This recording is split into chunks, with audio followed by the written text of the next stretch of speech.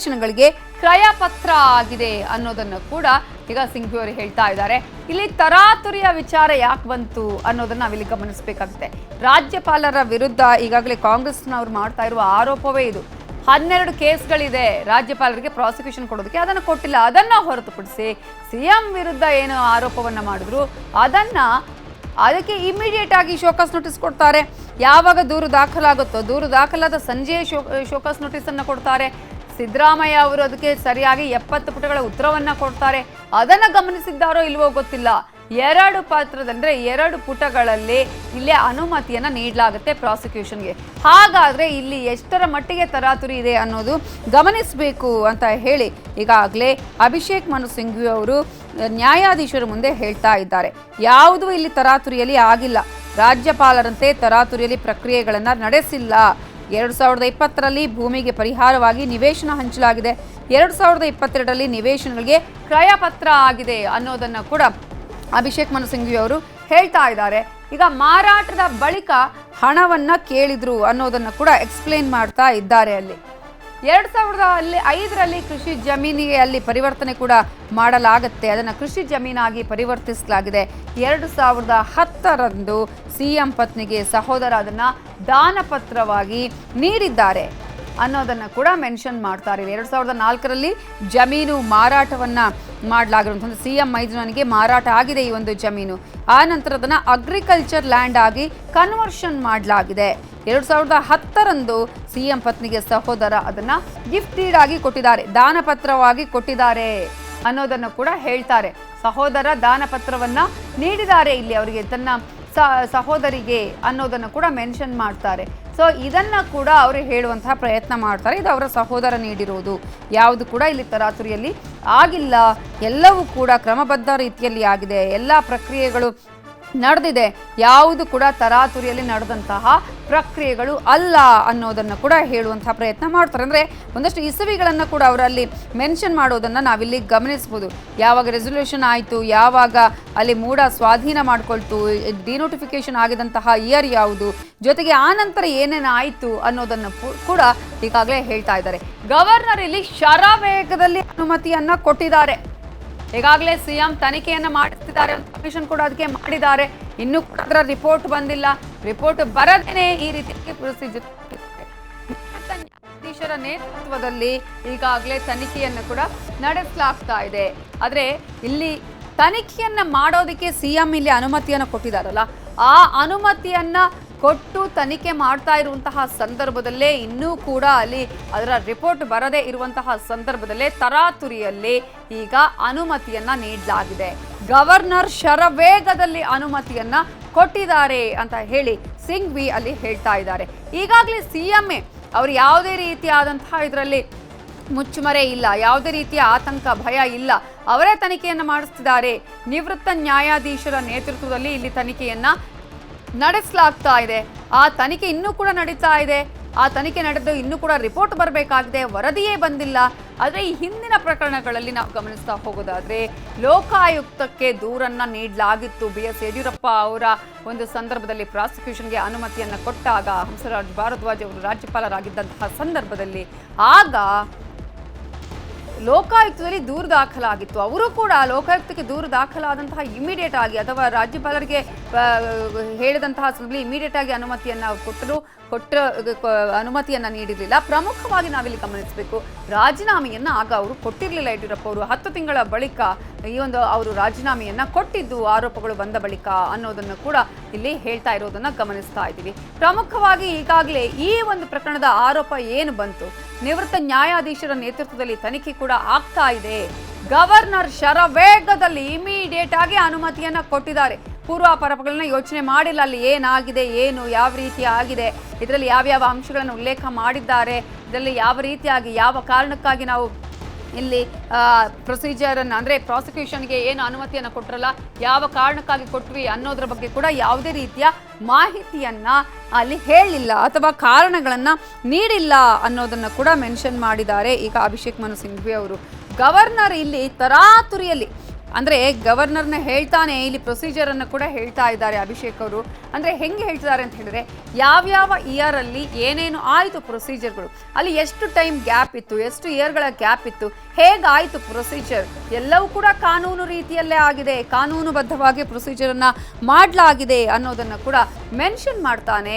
ಅಲ್ಲಿ ಗವರ್ನರ್ಗೂ ಕೂಡ ಒಂದು ಟಾಂಗ್ ಕೊಡುವಂತಹ ಪ್ರಯತ್ನ ಆಗುತ್ತೆ, ಖಂಡನೆಯನ್ನು ವ್ಯಕ್ತಪಡಿಸುವಂತಹ ಪ್ರಯತ್ನ ಆಗತ್ತೆ ಅಲ್ಲಿ. ಯಾಕಂದರೆ ಗವರ್ನರ್ ಏನೋ ಯೋಚನೆ ಮಾಡದೆ ಇಮಿಡಿಯೇಟ್ ಆಗಿ ಈ ಒಂದು ಪ್ರಕರಣಕ್ಕೆ ತನಿಖೆಗೆ ಅನುಮತಿ ಕೊಟ್ಟಿದ್ದಾರೆ, ಪ್ರಾಸಿಕ್ಯೂಷನ್ಗೆ ಅನುಮತಿಯನ್ನು ಕೊಟ್ಟಿದ್ದಾರೆ. ಅಲ್ಲಿ ಏನಾಗಿದೆ, ಯಾವ ಕಾರಣಕ್ಕಾಗಿ ಅಲ್ಲಿ ಈ ಒಂದು ಅನುಮತಿಯನ್ನು ಕೊಟ್ಟರು ಅನ್ನೋದ್ರ ಬಗ್ಗೆ ಉಲ್ಲೇಖನೆ ಮಾಡಿಲ್ಲ. 17A ಅಡಿಯಲ್ಲಿ ಇದನ್ನ ಪ್ರಾಸಿಕ್ಯೂಷನ್ಗೆ ಪರ್ಮಿಷನ್ ಮಾಡಿದ್ದಾರೆ ಅನ್ನುವಂತಹ ವಿಚಾರವನ್ನು ಕೂಡ ನ್ಯಾಯಾಧೀಶರ ಮುಂದೆ ಹೇಳುವಂತಹ ಪ್ರಯತ್ನವನ್ನ ಮಾಡ್ತಾ ಇದ್ದಾರೆ. ಈಗ ಅಂದರೆ ಎಲ್ಲವೂ ಕೂಡ ಅಂದರೆ ಈ ಪ್ರೊಸೀಜರ್ ಏನೇನು ಆಯಿತು, ಈಗ ಮೂಡಾ ಹಗರಣದ ಬಗ್ಗೆ ಆರೋಪ ಬಂದಿರೋದು ಸಿಎಂ ಮೇಲೆ, 50-50 ಅನುಮಾನದಲ್ಲಿ ಸೈಟ್ಗಳನ್ನು ಪಡ್ಕೊಂಡಿರೋದು, 14 ನಿವೇಶನಗಳನ್ನು ಪಡ್ಕೊಂಡಿದ್ದಾರೆ, ಲಾಭದಾಯಕ ನಿವೇಶನಗಳನ್ನು ಪಡ್ಕೊಂಡಿದ್ದಾರೆ. ಅವರು ಕೇಳಿದಂತಹ ಸ್ಥಳದಲ್ಲಿ, ಬೇರೆ ಸ್ಥಳ ಇದ್ರೂ ಕೂಡ ಅವರು ಹೇಳಿದಂತಹ ಸ್ಥಳದಲ್ಲಿ ಅವರಿಗೆ ನಿವೇಶನಗಳು ಸಿಕ್ಕಿದೆ, ಅವರನ್ನು ಪಡ್ಕೊಂಡಿದ್ದಾರೆ, ಲಾಭದಾಯಕ ನಿವೇಶನಗಳು ಅವೆಲ್ಲವೂ.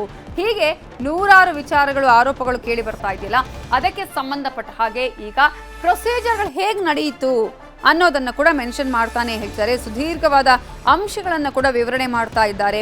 ಸಿಎಂ ಸಿದ್ದರಾಮಯ್ಯ ಪರ ವಕೀಲರಾಗಿರುವಂತಹ ಅಭಿಷೇಕ್ ಮನು ಸಿಂಘ್ವಿ ಅವರು 2020ರಲ್ಲಿ ಆಗಿರುವಂತಹ ರೆಸಲ್ಯೂಷನ್, ಇದರಲ್ಲಿ ಸಿಎಂ ಪತ್ನಿಗೆ ಪರಿಹಾರವೂ ಕೂಡ ಸಿಕ್ಕಿದೆ.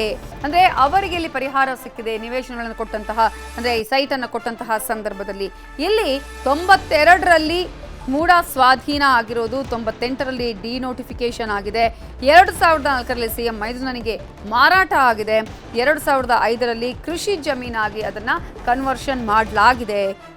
2010ರಂದು ಸಿಎಂ ಪತ್ನಿಗೆ ಸಹೋದರ ದಾನಪತ್ರವಾಗಿ ನೀಡಿದ್ದಾರೆ. 2010ರಲ್ಲಿ ಅವರು ದಾನಪತ್ರ ನೀಡಿದಂತಹ ಸಂದರ್ಭ, 2005ರಲ್ಲಿ ಅದನ್ನು ಕನ್ವರ್ಷನ್ ಮಾಡಿದಂತಹ ಸಂದರ್ಭ, 2004ರಲ್ಲಿ ಮಾರಾಟ ಆಗಿರುವಂತಹ ಸಂದರ್ಭ, ಇವೆಲ್ಲವನ್ನು ಕೂಡ ಗಮನಿಸಬೇಕು ಅಂತ ಹೇಳ್ತಾ ಇದ್ದಾರೆ. ಯಾವುದೋ ತರಾತುರಿಯಲ್ಲಿ ಆಗಿಲ್ಲ, ರಾಜ್ಯಪಾಲರಂತೆ ತರಾತುರಿಯಲ್ಲಿ ಪ್ರಕ್ರಿಯೆಗಳು ನಡೆದಿಲ್ಲ. 2020ರಲ್ಲಿ ಭೂಮಿಗೆ ಪರಿಹಾರವಾಗಿ ನಿವೇಶನವನ್ನು ಹಂಚಲಾಗಿದೆ, 2022ರಲ್ಲಿ ನಿವೇಶನಗಳಿಗೆ ಕ್ರಯಪತ್ರವಾಗಿದೆ ಅನ್ನೋದನ್ನು ಕೂಡ ಸಿಂಘ್ವಿ ಇಲ್ಲಿ ಹೇಳ್ತಾ ಇರುವಂಥದ್ದು. ಇವೆಲ್ಲ ದೂರುಗಳು ರಾಜ್ಯಪಾಲರ ಬಳಿ ಮೊದಲೇ ಬಂದಿದೆ, ಆದರೆ ಇದರಲ್ಲಿ ರಾಜ್ಯಪಾಲರು ನಿರ್ಧಾರವನ್ನು ಕೈಗೊಂಡಿಲ್ಲ ಅನ್ನೋದನ್ನು ಕೂಡ ಮೆನ್ಷನ್ ಮಾಡ್ತಿದ್ದಾರೆ ಸಿಂಘ್ವಿ ಅವರು. ಸಿದ್ದರಾಮಯ್ಯ ಅವರಿಗೆ ನಿವೇಶನ ಹಂಚಿಕೆ ಪ್ರಕರಣ ಈಗ ನಡೆದಂತಹ ಪ್ರಕರಣ ಅಲ್ಲ, ಹಲವಾರು ವರ್ಷಗಳ ಕಾಲ ನಡೆದಿದೆ. ಆದರೆ ರಾಜ್ಯಪಾಲರು ಅನುಮತಿ ನೀಡುವ ವಿಚಾರ ಇದೆಯಲ್ಲ, ಅದು ಶರವೇಗದಲ್ಲಿ ನಡೆದಿರೋದು. ಅವರು ತೆಗೆದುಕೊಂಡಂತಹ ನಿರ್ಧಾರ, ಅವರು ಈ ಪ್ರಕರಣದಲ್ಲಿ ವಹಿಸಿದಂತಹ ಆಸಕ್ತಿ, ಇವೆಲ್ಲವೂ ಕೂಡ ಶರವೇಗದಲ್ಲೇ ನಡೆದಿದೆ. ಅವ್ರನ್ನ ಅನುಮತಿ ಕೊಡಬೇಕು, ನೋಟಿಸ್ ಜಾರಿಗೊಳಿಸಬೇಕು, ಪ್ರಾಸಿಕ್ಯೂಷನ್ಗೆ ಪರ್ಮಿಷನ್ ಮಾಡೋದು, ಇವೆಲ್ಲವೂ ಕೂಡ ಬಹಳ ವೇಗವಾಗಿ ನಡೆದಿದೆ. ಈ ಪ್ರಕ್ರಿಯೆಗಳು ಅತ್ಯಂತ ಶರವೇಗದಲ್ಲಿ ನಡೆದಿದೆ ಅನ್ನೋದನ್ನು ಕೂಡ ಈಗಾಗಲೇ ಅಭಿಷೇಕ್ ಮನು ಸಿಂಘ್ವಿ ಅವರು ಹೇಳ್ತಾ ಇದ್ದಾರೆ. ನಾನು ಆಗಲೇ ಹೇಳಿದ್ನಲ್ಲ, ಒಂದಷ್ಟು ಇಯರ್ಗಳು, ಆ ಇಯರ್ಗಳಲ್ಲಿ ಎಲ್ಲವೂ ಕೂಡ ಕ್ರಮಬದ್ಧವಾಗಿ ನಡೆದಿದೆ. ರಾಜ್ಯಪಾಲರ ಬಳಿ ಇದರ ಬಗ್ಗೆ ದೂರುಗಳು ಮೊದಲೇ ಬಂದಿದೆ, ಆದರೆ ಇದರಲ್ಲಿ ರಾಜ್ಯಪಾಲರು ನಿರ್ಧಾರವನ್ನು ಕೈಗೊಂಡಿಲ್ಲ ಅನ್ನೋದನ್ನು ಕೂಡ ಮೆನ್ಷನ್ ಮಾಡ್ತಾ ಇದ್ದಾರೆ. ಇನ್ನು ಸಿದ್ದರಾಮಯ್ಯ ಅವರಿಗೆ ನಿವೇಶನ ಹಂಚಿಕೆ ಪ್ರಕರಣ ಹಲವಾರು ವರ್ಷಗಳ ಕಾಲ ನಡೆದಿದೆ. ನಿವೇಶನ ಹಂಚಿಕೆ ಮಾಡಿರುವಂಥದ್ದು, ಅಲ್ಲಿ ಏನಾಗಿದೆ, ಯಾವ ರೀತಿಯ ಪ್ರೊಸೀಜರ್ ಆಗಿದೆ, ಏನೇನು ನಡೆದಿದೆ ಅನ್ನೋ ಈ ವಿಚಾರಕ್ಕೆ ಸಂಬಂಧಪಟ್ಟ ಹಾಗೆ ಕೂಡ ಮಾತನಾಡಿದ್ದಾರೆ, ವಾದವನ್ನು ಮಂಡನೆ ಮಾಡಿದ್ದಾರೆ. ಆದರೆ ರಾಜ್ಯಪಾಲರು ಅನುಮತಿ ನೀಡುವಂತಹ ವಿಚಾರ, ಪ್ರಾಸಿಕ್ಯೂಷನ್ಗೆ ಅನುಮತಿ ನೀಡುವಂತಹ ವಿಚಾರ ಇದೆಯಲ್ಲ, ಅದರ ಜೊತೆಗೆ ಶೋಕಾಸ್ ನೋಟಿಸ್ ಕೊಟ್ಟಿರುವಂತಹ ವಿಚಾರ ಇದೆಯಲ್ಲ, ಅವೆಲ್ಲವೂ ಶರವೇಗದಲ್ಲಿ ನಡೆದಿದೆ. ಇನ್ನು ಅನೇಕ ವಿಚಾರಗಳನ್ನು ಇಲ್ಲಿ ಮೆನ್ಷನ್ ಮಾಡ್ತಾ ಇದ್ದಾರೆ. ಬಿಜೆಪಿ ನಾಯಕರ ಪ್ರಕರಣಗಳು ಗವರ್ನರ್ ಮುಂದೆ ಬಾಕಿ ಇದೆ. ಅದರಲ್ಲಿ ಈಗ ಬಿಜೆಪಿಯವರ ಹೆಸರುಗಳನ್ನ ಹೇಳಿದ್ದಾರೆ.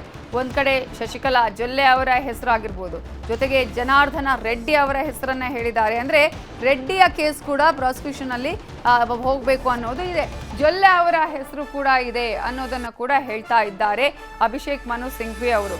ಗವರ್ನರ್ ಮುಂದೆ ಬಿಜೆಪಿಯವರ ಕೇಸ್ಗಳಿದೆ, ಆದ್ರೆ ಯಾಕೆ ಪರ್ಮಿಷನ್ ಕೊಟ್ಟಿಲ್ಲ ಇಲ್ಲಿವರೆಗೂ, ಯಾವ ಕಾರಣಕ್ಕಾಗಿ ಅವುಗಳ ಬಗ್ಗೆ ಯೋಚನೆ ಮಾಡಿಲ್ಲ. ರೆಡ್ಡಿ, ಜೊಲ್ಲೆ, ನಿರಾಣಿ ಕೇಸ್ಗಳು ಇದೆಯಲ್ಲ ಅವರ ಮುಂದೆ ಪ್ರಾಸಿಕ್ಯೂಷನ್ಗೆ ಅಂತ ಹೇಳಿ, ಅದಕ್ಕೆ ಯಾವ ಕಾರಣಕ್ಕಾಗಿ ಕೊಟ್ಟಿಲ್ಲ. ಬಿಜೆಪಿ ನಾಯಕರ ಪ್ರಕರಣಗಳು ಗವರ್ನರ್ ಮುಂದೆ ಇರುವ ಸಂದರ್ಭದಲ್ಲಿ ಈ ಪ್ರಕರಣವನ್ನ ಮಾತ್ರ ಇಮ್ಮಿಡಿಯೇಟ್ ಆಗಿ ತಗೊಂಡು ಅವರು ಪ್ರಾಸಿಕ್ಯೂಷನ್ಗೆ ಅನುಮತಿಯನ್ನ ಕೊಟ್ಟಿದ್ದಾರೆ.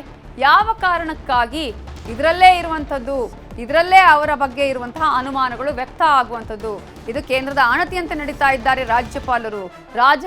ರಾಜ್ಯಪಾಲರ ಹುದ್ದೆಗೆ ಅವರು ಅಲ್ಲಿಗೆ ಯಾವ ರೀತಿಯ ಹುದ್ದೆ ನಿಭಾಯಿಸಬೇಕಾಗಿತ್ತು ಹಾಗೆ ಮಾಡ್ತಾ ಇಲ್ಲ ಅನ್ನೋದನ್ನ ಒಂದಷ್ಟು ಇಲ್ಲಿ ಅನುಮಾನಗಳು ಬರುವ ಹಾಗೆ ಮಾಡಿದ್ದಾರೆ. ಬಿಜೆಪಿಯವರ ಬಗ್ಗೆ ಯಾಕೆ ಪ್ರಾಸಿಕ್ಯೂಷನ್ಗೆ ಪರ್ಮಿಷನ್ ಕೊಟ್ಟಿಲ್ಲ? ದೂರುದಾರ ಅವರ ಹಿನ್ನೆಲೆ ಏನು ಅಂತ ತಿಳಿಬೇಕು. ಅಬ್ರಹಾಂ ಸಾಮಾಜಿಕ ಕಾರ್ಯಕರ್ತ ಟಿ.ಜೆ. ಅಬ್ರಹಾಂಗೆ ಸುಪ್ರೀಂ ಕೋರ್ಟೇ ದಂಡ ವಿಧಿಸಿತ್ತು ಅನ್ನೋದನ್ನ ಕೂಡ ಮೆನ್ಷನ್ ಮಾಡ್ತಾರೆ. ಈಗ ಮೊನ್ನೆಯಿಂದಲೂ ಕೂಡ ಸಿದ್ದರಾಮಯ್ಯ ಆಗಿರ್ಬೋದು, ಕಾಂಗ್ರೆಸ್ನವರು ಏನು ಹೇಳಿಕೆಗಳನ್ನು ಕೊಟ್ಟರು ನೋಡಿ, ಇವೆಲ್ಲವನ್ನ ಕೂಡ ನ್ಯಾಯಾಧೀಶರ ಮುಂದೆ ಹೇಳುವಂತಹ ಪ್ರಯತ್ನವನ್ನ ಅಭಿಷೇಕ್ ಮನು ಸಿಂಘ್ವಿ ಅವರು ಮಾಡ್ತಾ ಇದ್ದಾರೆ. ಈಗ ಈ ಎಲ್ಲ ವಿಚಾರಗಳನ್ನ ಕೂಡ ಕಾಂಗ್ರೆಸ್ನವರು ಹೇಳ್ತಾನೆ ಬಂದಿದ್ದಾರೆ ಮೊನ್ನೆಯಿಂದಲೂ ಕೂಡ. ಒಂದ್ ಕಡೆ ಸಾಮಾಜಿಕ ಕಾರ್ಯಕರ್ತ ಟಿ.ಜೆ. ಅಬ್ರಹಾಮನ್ನ ಸಿದ್ದರಾಮಯ್ಯ ಅವರು ಬ್ಲ್ಯಾಕ್ ಮೇಲರ್ ಅಂತಾನು ಕೂಡ ಹೇಳಿದ್ದನ್ನ ನಾವಿಲ್ಲಿ ನೆನಪಿಸ್ಕೊಳ್ಬಹುದು. ಅದಕ್ಕೆ ಅವರು ಕ್ಷಮಾಪಣೆ ಕೇಳಬೇಕು, ಇಲ್ಲದ್ರೆ ಮಾನನಷ್ಟ ಮೊಕದ್ದಮೆ ಹಾಕ್ತೀನಿ ಅನ್ನೋದನ್ನ ಕೂಡ ಹೇಳಿದ್ರು. ಇಂತಹ ಸಂದರ್ಭದಲ್ಲಿ ಯಾರು ದೂರುದಾರರಿದ್ದಾರೆ ಅವರ ಹಿನ್ನೆಲೆಯನ್ನ ಗಮನಿಸಬೇಕಾಗತ್ತೆ. ಅವರ ಹಿನ್ನೆಲೆ ಏನು?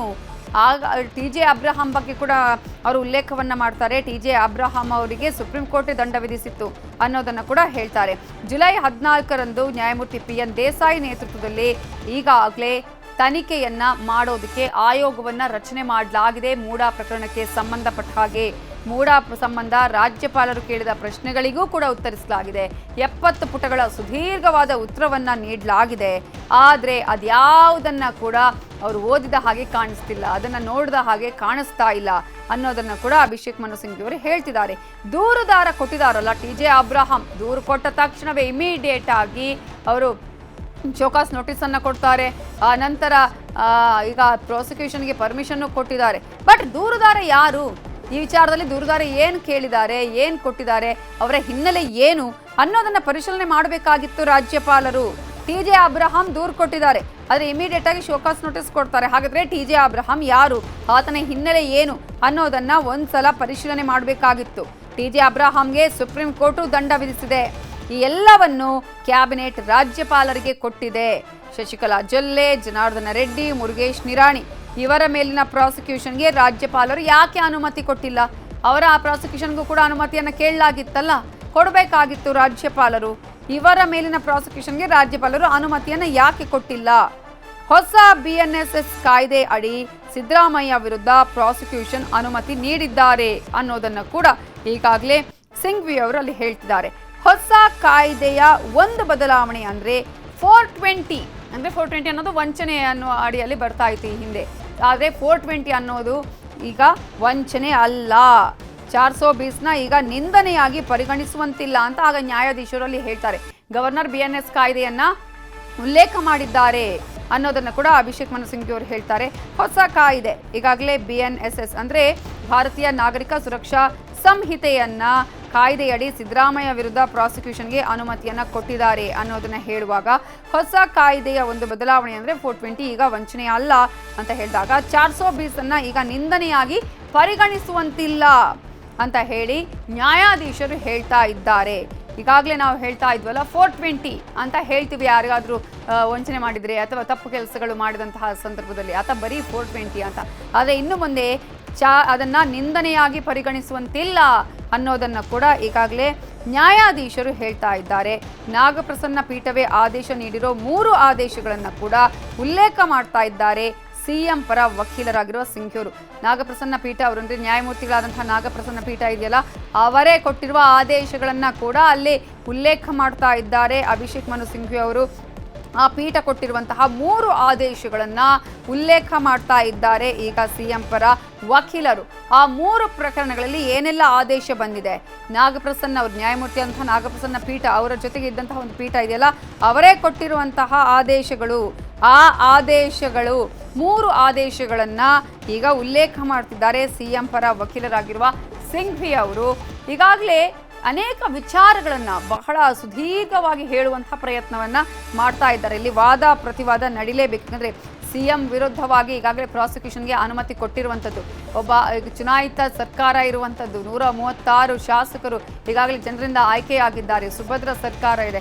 ಅಂತಹ ಸಂದರ್ಭದಲ್ಲಿ ಈಗ ಈ ರೀತಿಯಾದಂತಹ ಒಂದು ನಿರ್ಧಾರವನ್ನ ರಾಜ್ಯಪಾಲರು ತೆಗೆದುಕೊಂಡಿರುವುದು ಇದು ಗವರ್ನರ್ ವರ್ಸಸ್ ಗವರ್ಮೆಂಟ್ ಅನ್ನುವಂತಹ ರೀತಿಯಾಗಿ ಆಗಿದೆ. ಇದು ರಾಜಕೀಯ ಸಂಘರ್ಷಕ್ಕೂ ಕೂಡ ಕಾರಣ ಆಗಿದೆ ಅನ್ನೋದನ್ನು ಕೂಡ ಈಗಾಗಲೇ ಹೇಳ್ತಾ ಇದ್ದಾರೆ. 420 ಅನ್ನೋದು ಕೂಡಲೇ ಬದಲಾಗಲ್ಲ ಅನ್ನೋದನ್ನು ಕೂಡ ಈಗಾಗಲೇ ಹೇಳ್ತಾ ಇದ್ದಾರೆ ಅಭಿಷೇಕ್ ಮನು ಸಿಂಘ್ವಿ ಅವರು. ಇನ್ನು ಸೆಪ್ಟೆಂಬರ್ 17 ಸೆಕ್ಷನ್ 17A ಅಡಿ ಪೊಲೀಸ್ ಅಧಿಕಾರಿ ಪ್ರಾಸಿಕ್ಯೂಷನ್ಗೆ ಅನುಮತಿ ಕೇಳಿಲ್ಲ. ಕರ್ತವ್ಯದ ಭಾಗವಾಗಿ ಸಿಎಂ ಮೂಡಾ ನಿವೇಶನದ ತೀರ್ಮಾನವನ್ನ ಕೈಗೊಂಡಿಲ್ಲ. ವಿವೇಚನೆ ಬಳಸದೆ ರಾಜ್ಯಪಾಲರು ತೀರ್ಮಾನವನ್ನ ಕೈಗೊಂಡಿದ್ದಾರೆ.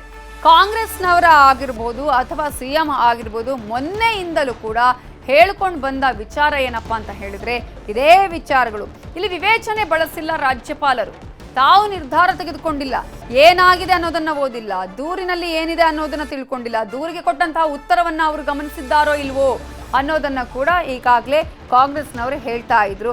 ಜೊತೆಗೆ ರಾಜ್ಯಪಾಲರ ಮೇಲೆ ಆರೋಪವನ್ನ ಮಾಡ್ತಾ ಇದ್ರು.